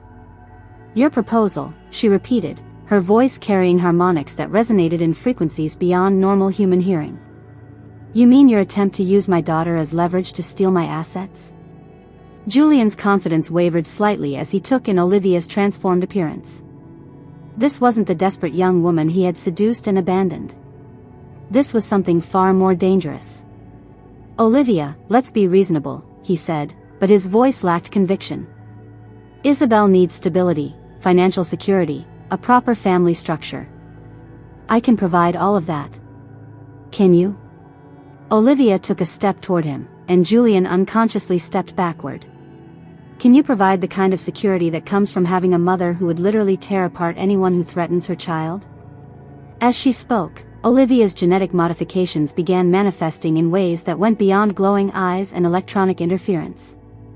Her movements became fluid and predatory, her very presence radiating the kind of primal authority that made lesser predators submit or flee. Julian's lawyers exchanged nervous glances as the temperature in the room seemed to drop and the lights began flickering in rhythm with Olivia's heartbeat. Julian, Olivia continued, her voice now carrying the full weight of her alpha genetics, you made a critical error in judgment. You assumed I was still the broken girl you seduced and abandoned. You thought you could manipulate me through legal threats and financial pressure. She moved closer, and Julian found himself backing away despite every instinct telling him to stand his ground. But I'm not that girl anymore. I'm something far more dangerous than you ever imagined. I'm a mother protecting her child, and I have resources and abilities that your limited human understanding can't even comprehend. The supernatural energy radiating from Olivia reached a crescendo, and Julian finally understood that he was no longer dealing with a normal human being. The woman standing before him moved with inhuman grace, her eyes blazed with otherworldly fire, and her very presence triggered every survival instinct in his genetic code. "Here's what's going to happen," Olivia said, her voice carrying absolute authority. "You're going to withdraw your custody petition. You're going to publicly acknowledge that your previous claims about our relationship were fabricated for financial gain. And you're going to disappear from my daughter's life forever." "And if I refuse?" Julian managed to ask, though his voice was barely above a whisper. Olivia smiled, and the expression was absolutely terrifying in its predatory beauty. "Then you'll discover exactly what kind of creature you tried to manipulate and control. And Julian? I promise you that it will be the last mistake you ever make." The threat hung in the air like a physical presence, and Julian's lawyers were already gathering their papers and heading for the door. The child welfare investigator had gone pale and was muttering about filing a report recommending against any custody changes. As Julian fled with his remaining courage in tatters, Olivia turned back to Edward, her expression softening slightly as her supernatural energy began to recede. "I'll help you," she said quietly. "Not because you deserve it, but because Charlotte doesn't deserve to win. But understand this, you get one chance to prove you've learned from your mistakes. Cross me again, and you'll discover that I'm capable of much worse than simple financial ruin." Edward nodded gratefully, tears streaming down his face as he realized that the daughter he had cast out was offering him salvation he didn't deserve. The war was far from over, but Olivia had finally embraced her true nature. She was no longer hiding her power or pretending to be something she wasn't. She was an alpha, a predator, a force of nature that her enemies had foolishly awakened. And now they were about to learn exactly what that meant. Chapter 7. The war room in Maxwell's penthouse had been transformed into the command center for the most sophisticated corporate destruction campaign Manhattan had ever witnessed. Olivia stood before a wall of monitors displaying real-time financial data, legal proceedings, and surveillance footage, orchestrating the systematic annihilation of her enemies with the precision of a master strategist. 3 weeks had passed since Julian's humiliating retreat, and Olivia had used every hour to devastating effect. Her alpha instincts, now fully awakened, had given her an almost supernatural ability to identify weaknesses and exploit them with ruthless efficiency. Charlotte's pharmaceutical company just lost its FDA approval for 3 major drugs, Fiona Matthews reported, her voice carrying deep satisfaction as she reviewed the legal documents on her tablet. "The regulatory violations we uncovered go back 5 years, falsified safety data, bribed inspectors, and covered up adverse reactions that should have triggered recalls." Olivia adjusted Isabel in her arms, noting how the 6-week-old infant seemed to absorb every word of the strategy session with those unnaturally intelligent eyes. The baby had been developing at an accelerated rate that amazed even the specialized pediatricians Maxwell had consulted, sitting up on her own, tracking complex conversations, and responding to stimuli with a cognitive awareness that defied medical explanation. "The financial impact?" Olivia asked, her voice carrying that otherworldly resonance that had become more pronounced as her powers developed. Robert Fisher pulled up market projections on the central monitor. Hawthorne Pharmaceuticals lost 60% of its stock value overnight. Combined with the federal investigation into Edward's embezzlement, the company is hemorrhaging assets faster than Charlotte can liquidate them. "And Julian?" Olivia's eyes flashed silver as she spoke her former lover's name. "Redford Corporation is facing hostile takeover attempts from 3 different directions," Robert continued with obvious pleasure. "The shell companies you established have been systematically acquiring his suppliers, undercutting his shipping contracts, and exposing safety violations across his fleet. His insurance companies have dropped coverage, his banking partnerships have been terminated, and his stock price has collapsed by 75%. Dr. Miranda Hayes looked up from her own intelligence reports. "Gabriella's situation is even worse. The federal investigation into her tax evasion has expanded to include her criminal associates. Apparently, her cocaine supplier was also running money laundering operations for several organized crime families. She's looking at potential RICO charges that could result in decades in prison." Olivia moved to the floor-to-ceiling windows, gazing out at the city that had once seemed so powerful and intimidating. Now she saw it for what it truly was, a vast network of vulnerabilities and pressure points that could be manipulated by someone with sufficient resources and intelligence. "They're getting desperate," she observed, her supernatural senses picking up the undercurrents of fear and panic that were beginning to ripple through their enemies' communications. "Desperate people make dangerous decisions." As if summoned by her words, Maxwell entered the war room with an expression that immediately commanded everyone's attention. "We have a problem." All three of them, Charlotte, Julian, and Gabriella, were spotted meeting at a private estate outside the city. "Our surveillance couldn't penetrate the property's security, but the fact that they're coordinating suggests they're planning something significant." Olivia felt that familiar surge of protective energy that had become her signature response to threats against her family. Isabel seemed to sense her mother's emotional state, making soft cooing sounds that carried an almost musical quality. "Let them plan," Olivia said, her voice carrying absolute confidence. "They're about to discover that hunting an alpha requires more than desperation and criminal conspiracy." The annual Elite Business Summit was held at the Grand Ballroom of the Plaza Hotel, a glittering showcase where New York's most powerful business leaders gathered to network, make deals, and display their wealth and influence.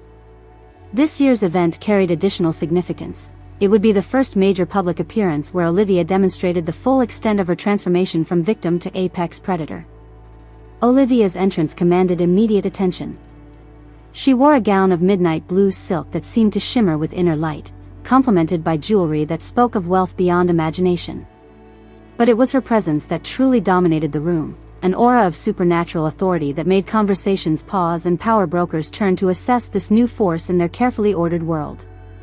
Maxwell moved beside her with the protective instincts of an alpha recognizing his mate, while Isabel rested peacefully in Olivia's arms, the infant's unusual alertness drawing curious glances from the assembled elite. "Ladies and gentlemen," the summit chairman announced, "tonight's presentations will include several significant business announcements, including a special address from Olivia Hawthorne regarding recent developments in corporate accountability and ethical business practices." The murmur that rippled through the crowd carried undercurrents of anticipation and apprehension. Everyone present had heard fragments of the rumors surrounding Olivia's mysterious wealth and the systematic destruction of several prominent business leaders. Tonight, they would finally understand the scope of what they were witnessing. Charlotte, Julian, and Gabriella had positioned themselves strategically throughout the ballroom, clearly hoping to present a united front against whatever Olivia planned to reveal. But their body language betrayed the desperation underlying their carefully maintained facades. When Olivia took the stage, the room fell into complete silence.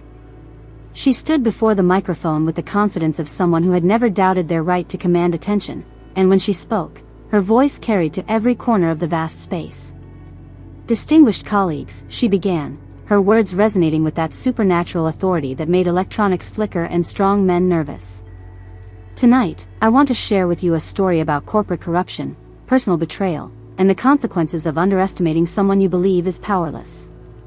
She activated the presentation system, and the massive screens flanking the stage came to life with financial documents, recorded conversations, and surveillance footage that painted a devastating picture of conspiracy and fraud. For the past 6 months, 3 individuals in this room have been conducting an elaborate scheme to defraud me of my legitimate inheritance while destroying my reputation and stealing my child, Olivia continued, her gaze sweeping across the audience before settling on her targets. Charlotte Hawthorne, Julian Redford, and Gabriella Ashford believed they could manipulate me through seduction, legal threats, and social ostracism. The first recording began playing, Julian's voice filling the ballroom as he discussed his seduction strategy with Charlotte, their intimate relationship laid bare for hundreds of the city's most influential people to witness. "What you're hearing," Olivia explained as gasps and murmurs erupted throughout the audience, "is evidence of a conspiracy that included falsified legal documents, perjured testimony, and systematic embezzlement from multiple corporate entities." The evidence continued mounting, financial records showing Charlotte's theft from Edward's company, surveillance footage of Gabriella purchasing illegal drugs with laundered money, and documented proof of Julian's manipulation of shipping manifests to hide smuggling operations. "These 3 individuals," Olivia said, her voice carrying the weight of absolute judgment, "believed they could destroy me because I was young, female, and recently devastated by personal tragedy. They assumed I would be easy prey for their schemes." Her eyes began to glow with that otherworldly silver light as she delivered her final blow. "They were wrong. I am not prey. I am the hunter. And tonight, You've witnessed what happens when apex predators eliminate threats to their territory. The silence that followed was deafening. Every person in the room understood that they had just witnessed the public execution of 3 of New York's most prominent figures.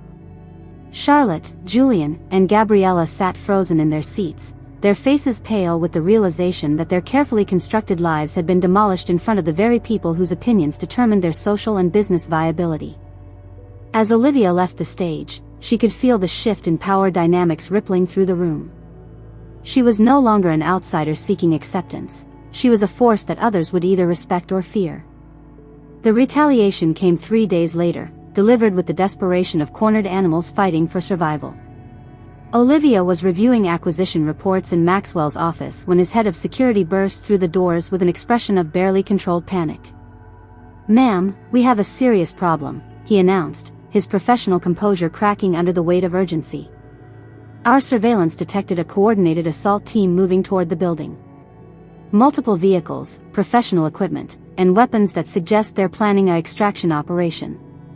Olivia felt her alpha instincts explode into full alert status, her supernatural senses extending throughout the building to assess threats and calculate defensive strategies. Isabel, responding to her mother's emotional state, began making sounds that were almost musical in their complexity. "How many?" Maxwell demanded, already moving toward the emergency protocols cabinet. 12 that we can identify, but there could be more," the security chief replied. "And sir, we've intercepted communications suggesting that this is a kidnapping operation specifically targeting the baby." The words hit Olivia like a physical blow, triggering a surge of protective fury that made the lights throughout the penthouse flicker and the electronic security systems respond with enhanced sensitivity. "They want to take Isabel," she said, her voice carrying harmonics that seemed to resonate in frequencies beyond normal human hearing. "They think they can use her to force me to surrender everything I've built." But even as the security team prepared defensive positions and evacuation protocols, Olivia felt a strange calm settling over her. Her alpha genetics were providing tactical awareness and combat readiness that went far beyond normal human capabilities. The attack began with precision timing. Explosive charges disabled the building's main power grid while armed teams entered through multiple access points. But what the attackers hadn't anticipated was that Olivia's supernatural abilities had evolved far beyond simple enhanced strength and speed. As the assault team reached the penthouse level, they found themselves facing something that defied their training and experience.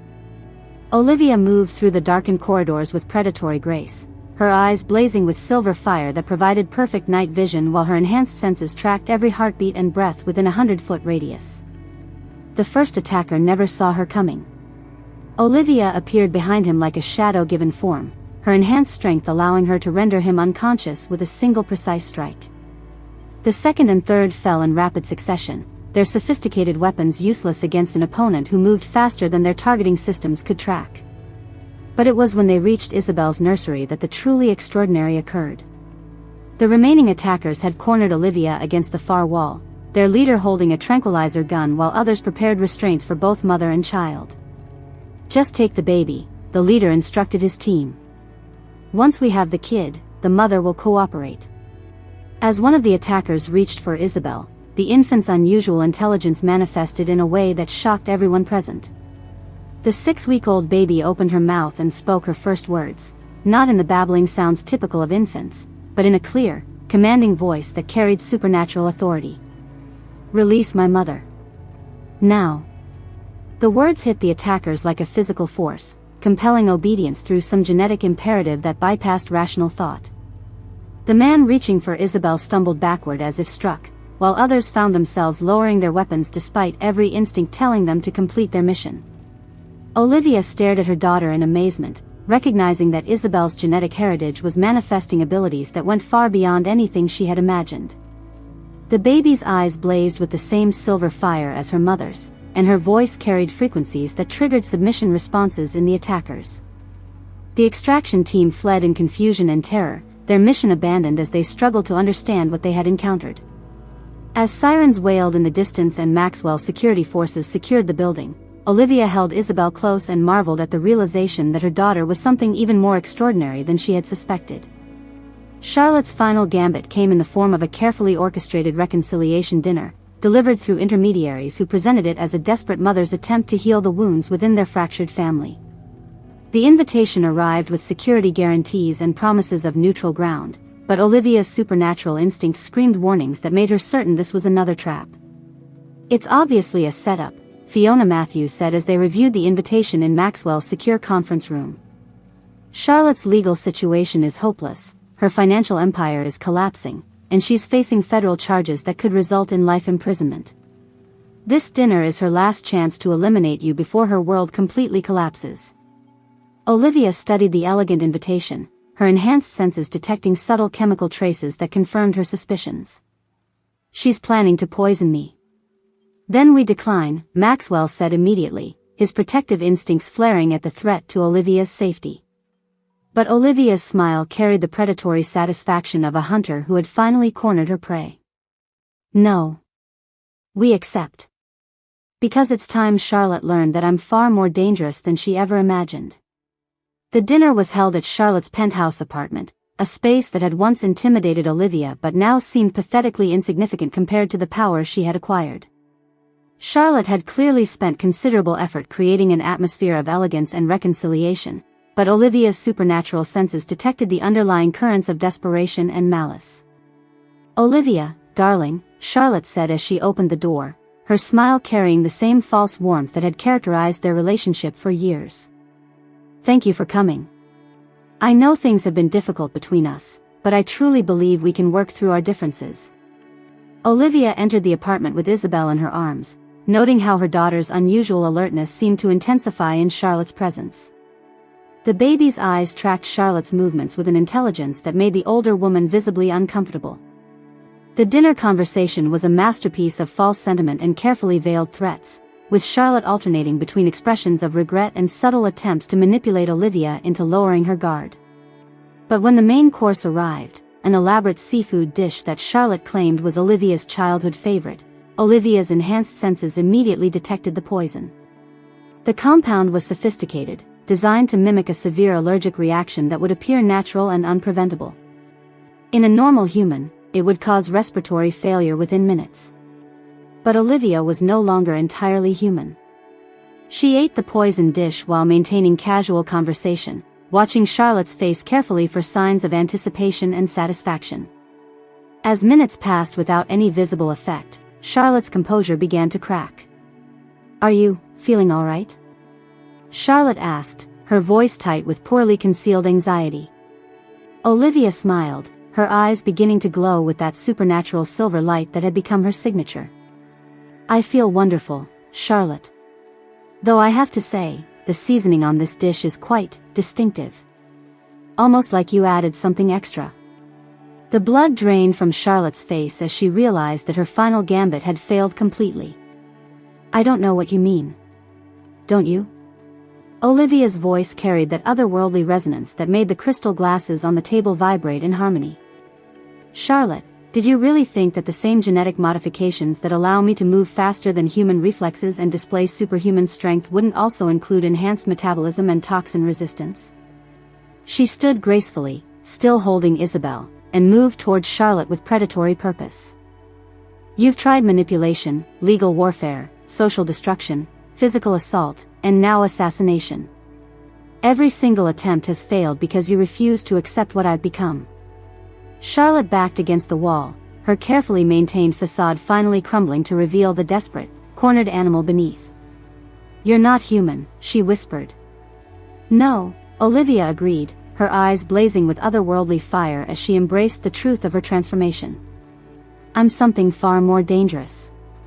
I'm evolution in action. I'm what happens when you threaten an alpha's child and force them to embrace their true nature." As police sirens wailed in the distance, summoned by evidence of the attempted poisoning that Olivia had discreetly transmitted to authorities, Charlotte Hawthorne finally understood that she had awakened something that would destroy everything she had built. The hunt was nearly complete, and Olivia had become the apex predator she was always meant to be. Chapter 8. The morning sun cast long shadows across the marble floors of the federal courthouse as Olivia Hawthorne stood at the floor-to-ceiling windows of the prosecutor's office, watching the media circus unfold below. News vans lined the street like predators waiting for a kill, their satellite dishes reaching toward the sky like mechanical vultures. Today would mark the final phase of her transformation from victim to victor. The grand jury has returned indictments on all counts, District Attorney Margaret Johnson announced, her voice carrying the satisfaction of a prosecutor who had built an airtight case. Charlotte Hawthorne faces charges of conspiracy, attempted murder, embezzlement, fraud, and racketeering. Julian Redford is being charged with conspiracy, money laundering, and securities fraud. The evidence you provided has given us everything we need to ensure they spend the rest of their lives in federal prison. Olivia adjusted Isabel in her arms, noting how the now 2-month-old infant seemed to understand the gravity of the moment. The baby's extraordinary development continued to amaze the specialists Maxwell had consulted. She was already showing signs of advanced cognitive function that defied medical explanation, and her eyes carried an intelligence that seemed almost ancient. And Gabriella Ashford? Olivia asked, though she already knew the answer from her own intelligence network. Fled to a non-extradition country 3 days ago, the prosecutor replied with obvious frustration. But we've frozen all her assets, and she'll never be able to return to the United States without facing a lifetime in prison. Her exile is its own form of justice. Fiona Matthews entered the office carrying a tablet loaded with real-time financial data. Redford Corporation's stock price hit zero at market open. The company is filing for bankruptcy, and Julian's personal assets are being seized to pay restitution to the investors he defrauded. He's lost everything, his fortune, his reputation, his freedom. Olivia felt a surge of satisfaction that resonated through her alpha genetics. The hunt was complete, her enemies destroyed or scattered. But this was merely the end of one phase and the beginning of something far more significant. There's one more matter to address, she said, her voice carrying that otherworldly resonance that had become her signature. Edward Hawthorne has requested a meeting. The conference room at Maxwell's corporate headquarters had been transformed into a stage for the final act of Olivia's revenge. Edward sat across from her, his once powerful presence reduced to that of a broken man desperate for mercy. The federal investigation had stripped him of his fortune, his company, and his freedom. He was scheduled to begin serving his sentence for embezzlement in 2 weeks. Olivia, he began, his voice trembling with an emotion she had never heard from him before. I know I don't deserve your forgiveness, but I'm begging you to consider showing mercy. The trust fund my father established, it's only $5 million. It would allow me to survive in prison, maybe even rebuild something small when I get out. Olivia studied the man who had thrown her out into a thunderstorm while calling her bastard trash, who had denied her heritage and cast her aside when she needed family most. The irony wasn't lost on her that he now sat before her, pleading for the very compassion he had refused to show. You threw me out with nothing, she said, her voice carrying the weight of absolute judgment. You called me garbage and told me I had no right to the Hawthorne name. You live-streamed my humiliation and made me sign away my inheritance while I was bleeding from childbirth. Edward's face crumpled as he realized the futility of his plea. I know I was wrong. I know I hurt you terribly. But surely you can find it in your heart to enjoy the same treatment, Olivia interrupted, rising from her chair with the fluid grace of a predator dismissing its prey. She nodded to Maxwell's security team, who moved forward to escort Edward from the building. Gentlemen, please see Mr. Hawthorne out. He's no longer welcome in my presence. As Edward was led away, his desperate pleas echoing down the hallway, Olivia felt the final pieces of her transformation lock into place. She was no longer the wounded girl who had begged for acceptance. She was the apex predator who determined the fate of others. The boardroom of the newly reformed Hawthorne Empire stretched before an assembly of Manhattan's most powerful business leaders, each one carefully selected for their ability to contribute to Olivia's vision of corporate dominance. The company that had once been Edward's corrupt pharmaceutical empire had been rebuilt from the ground up, its illegal operations replaced with legitimate ventures that spanned biotechnology, real estate, and financial services.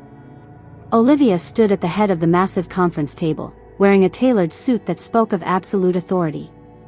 Isabel rested in a high-tech carrier that allowed the infant to observe the proceedings while remaining secure, her unusually alert gaze tracking the faces of the assembled executives. Ladies and gentlemen, Olivia began, her voice carrying the supernatural resonance that made the room's electronics hum with sympathetic vibration. today marks the official coronation of the new Hawthorne Empire. We have built something that extends far beyond the corruption and small-mindedness of the previous regime. She activated the presentation system, revealing financial projections that painted a picture of unprecedented growth and market dominance. The reformed Hawthorne Empire had absorbed the assets of her defeated enemies, creating a conglomerate worth over $15 billion that wielded influence across multiple industries. But before we discuss our future, Olivia continued, her eyes beginning to glow with that otherworldly silver light, I want to acknowledge the teachers who made this transformation possible. The central screen flickered to life, showing live feeds from 3 different federal facilities. Charlotte sat in her orange prison jumpsuit, her once perfect appearance ravaged by the stress of her conviction. Julian occupied a similar cell, his arrogant swagger replaced by the broken posture of a man who had lost everything.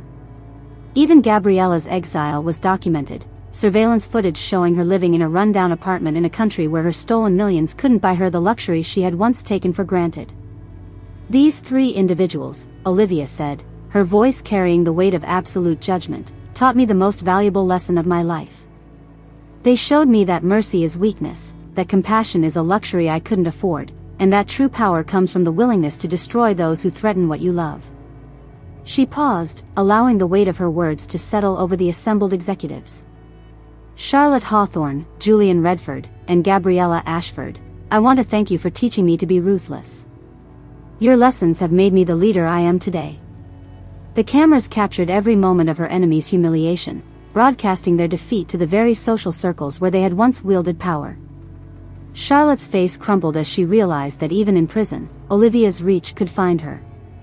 Julian stared at the screen with the empty expression of a man who had accepted his complete destruction. Gabriella, watching from her exile, could only witness the coronation of the woman she had tried to destroy. The Hawthorne Empire, Olivia concluded, will serve as a reminder to anyone who considers threatening an alpha's family. We are not merely a corporation, we are evolution in action. The applause that followed was thunderous, but Olivia's attention was drawn to Isabel, whose extraordinary development had begun manifesting in ways that amazed even her supernatural mother. The infant's eyes tracked the presentation with perfect comprehension, and when Olivia lifted her from the carrier, Isabel spoke her second complete sentence. Mama strong, she said in that clear, commanding voice that carried frequencies beyond normal human hearing. Isabel stronger. Dr. Miranda Hayes, who had been documenting Isabel's development for the past month, approached Olivia with expression of barely contained excitement. The genetic analysis results came back this morning, she said quietly. What we're seeing is unprecedented. Olivia followed the doctor to a private conference room where complex genetic charts covered every available surface. The data painted a picture that defied conventional understanding of human development and inheritance. Isabel's genetic markers indicate she carries not just alpha traits from your bloodline, Dr. Hayes explained, but also amplified versions of the leadership genes that we've identified in the Ashford, Redford, and even the original Hawthorne lineages. Somehow, the combination has created something entirely new. Olivia studied the charts, her enhanced intelligence allowing her to understand the implications immediately. She's not just an alpha. She's the alpha, the natural leader of all the bloodlines.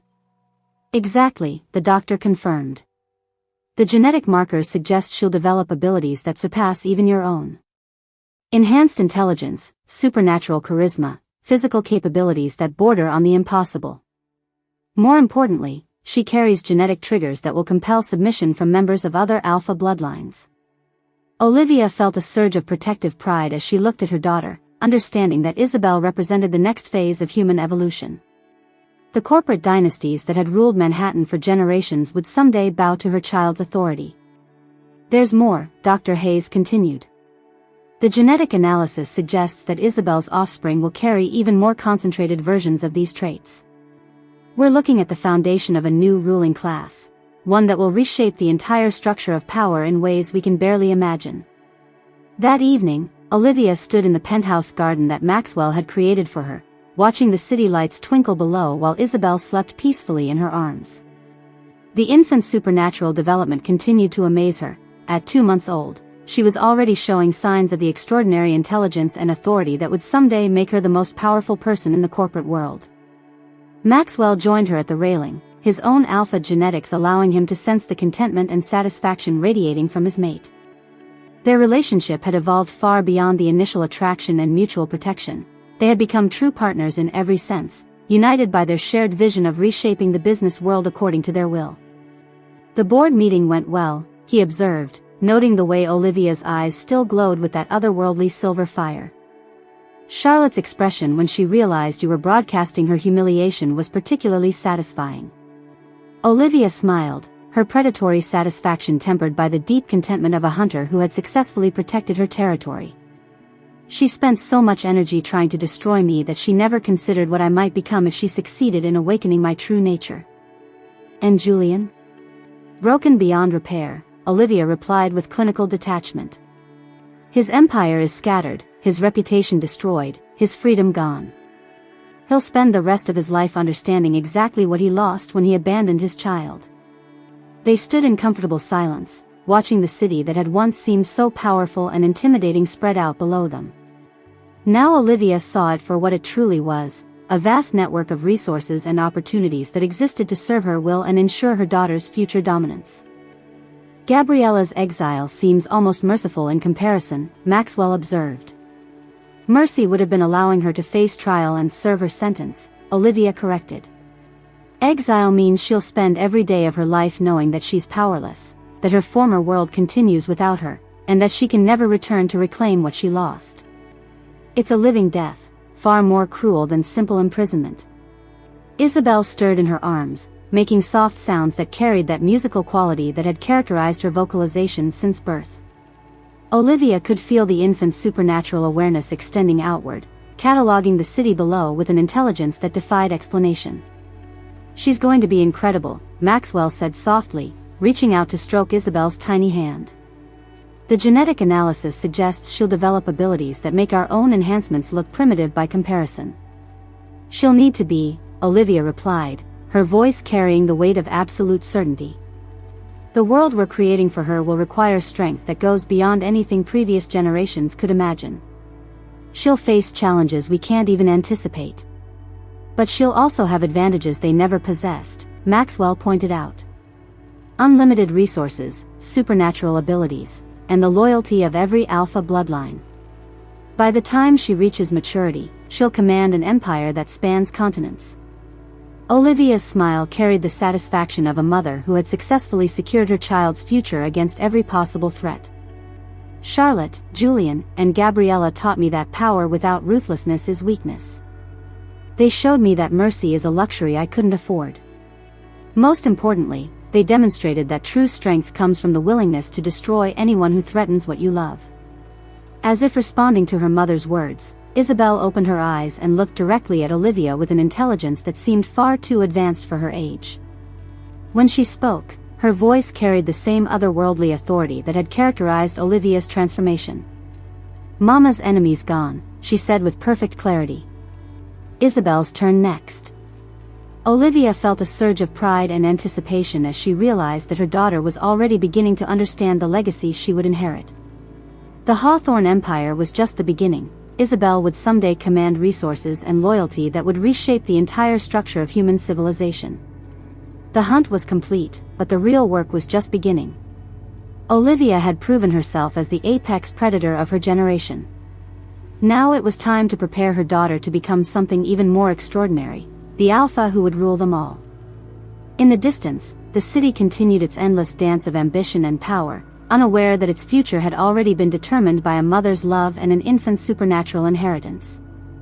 The age of the alphas had begun, and Olivia Hawthorne stood at its center, ready to guide her daughter toward a destiny that would make their former enemies' worst nightmares seem like pleasant dreams. The queen had claimed her throne, and the princess who would surpass her was already preparing to inherit an empire that would span the world. Thank you for listening to this story. Like, share and subscribe for more.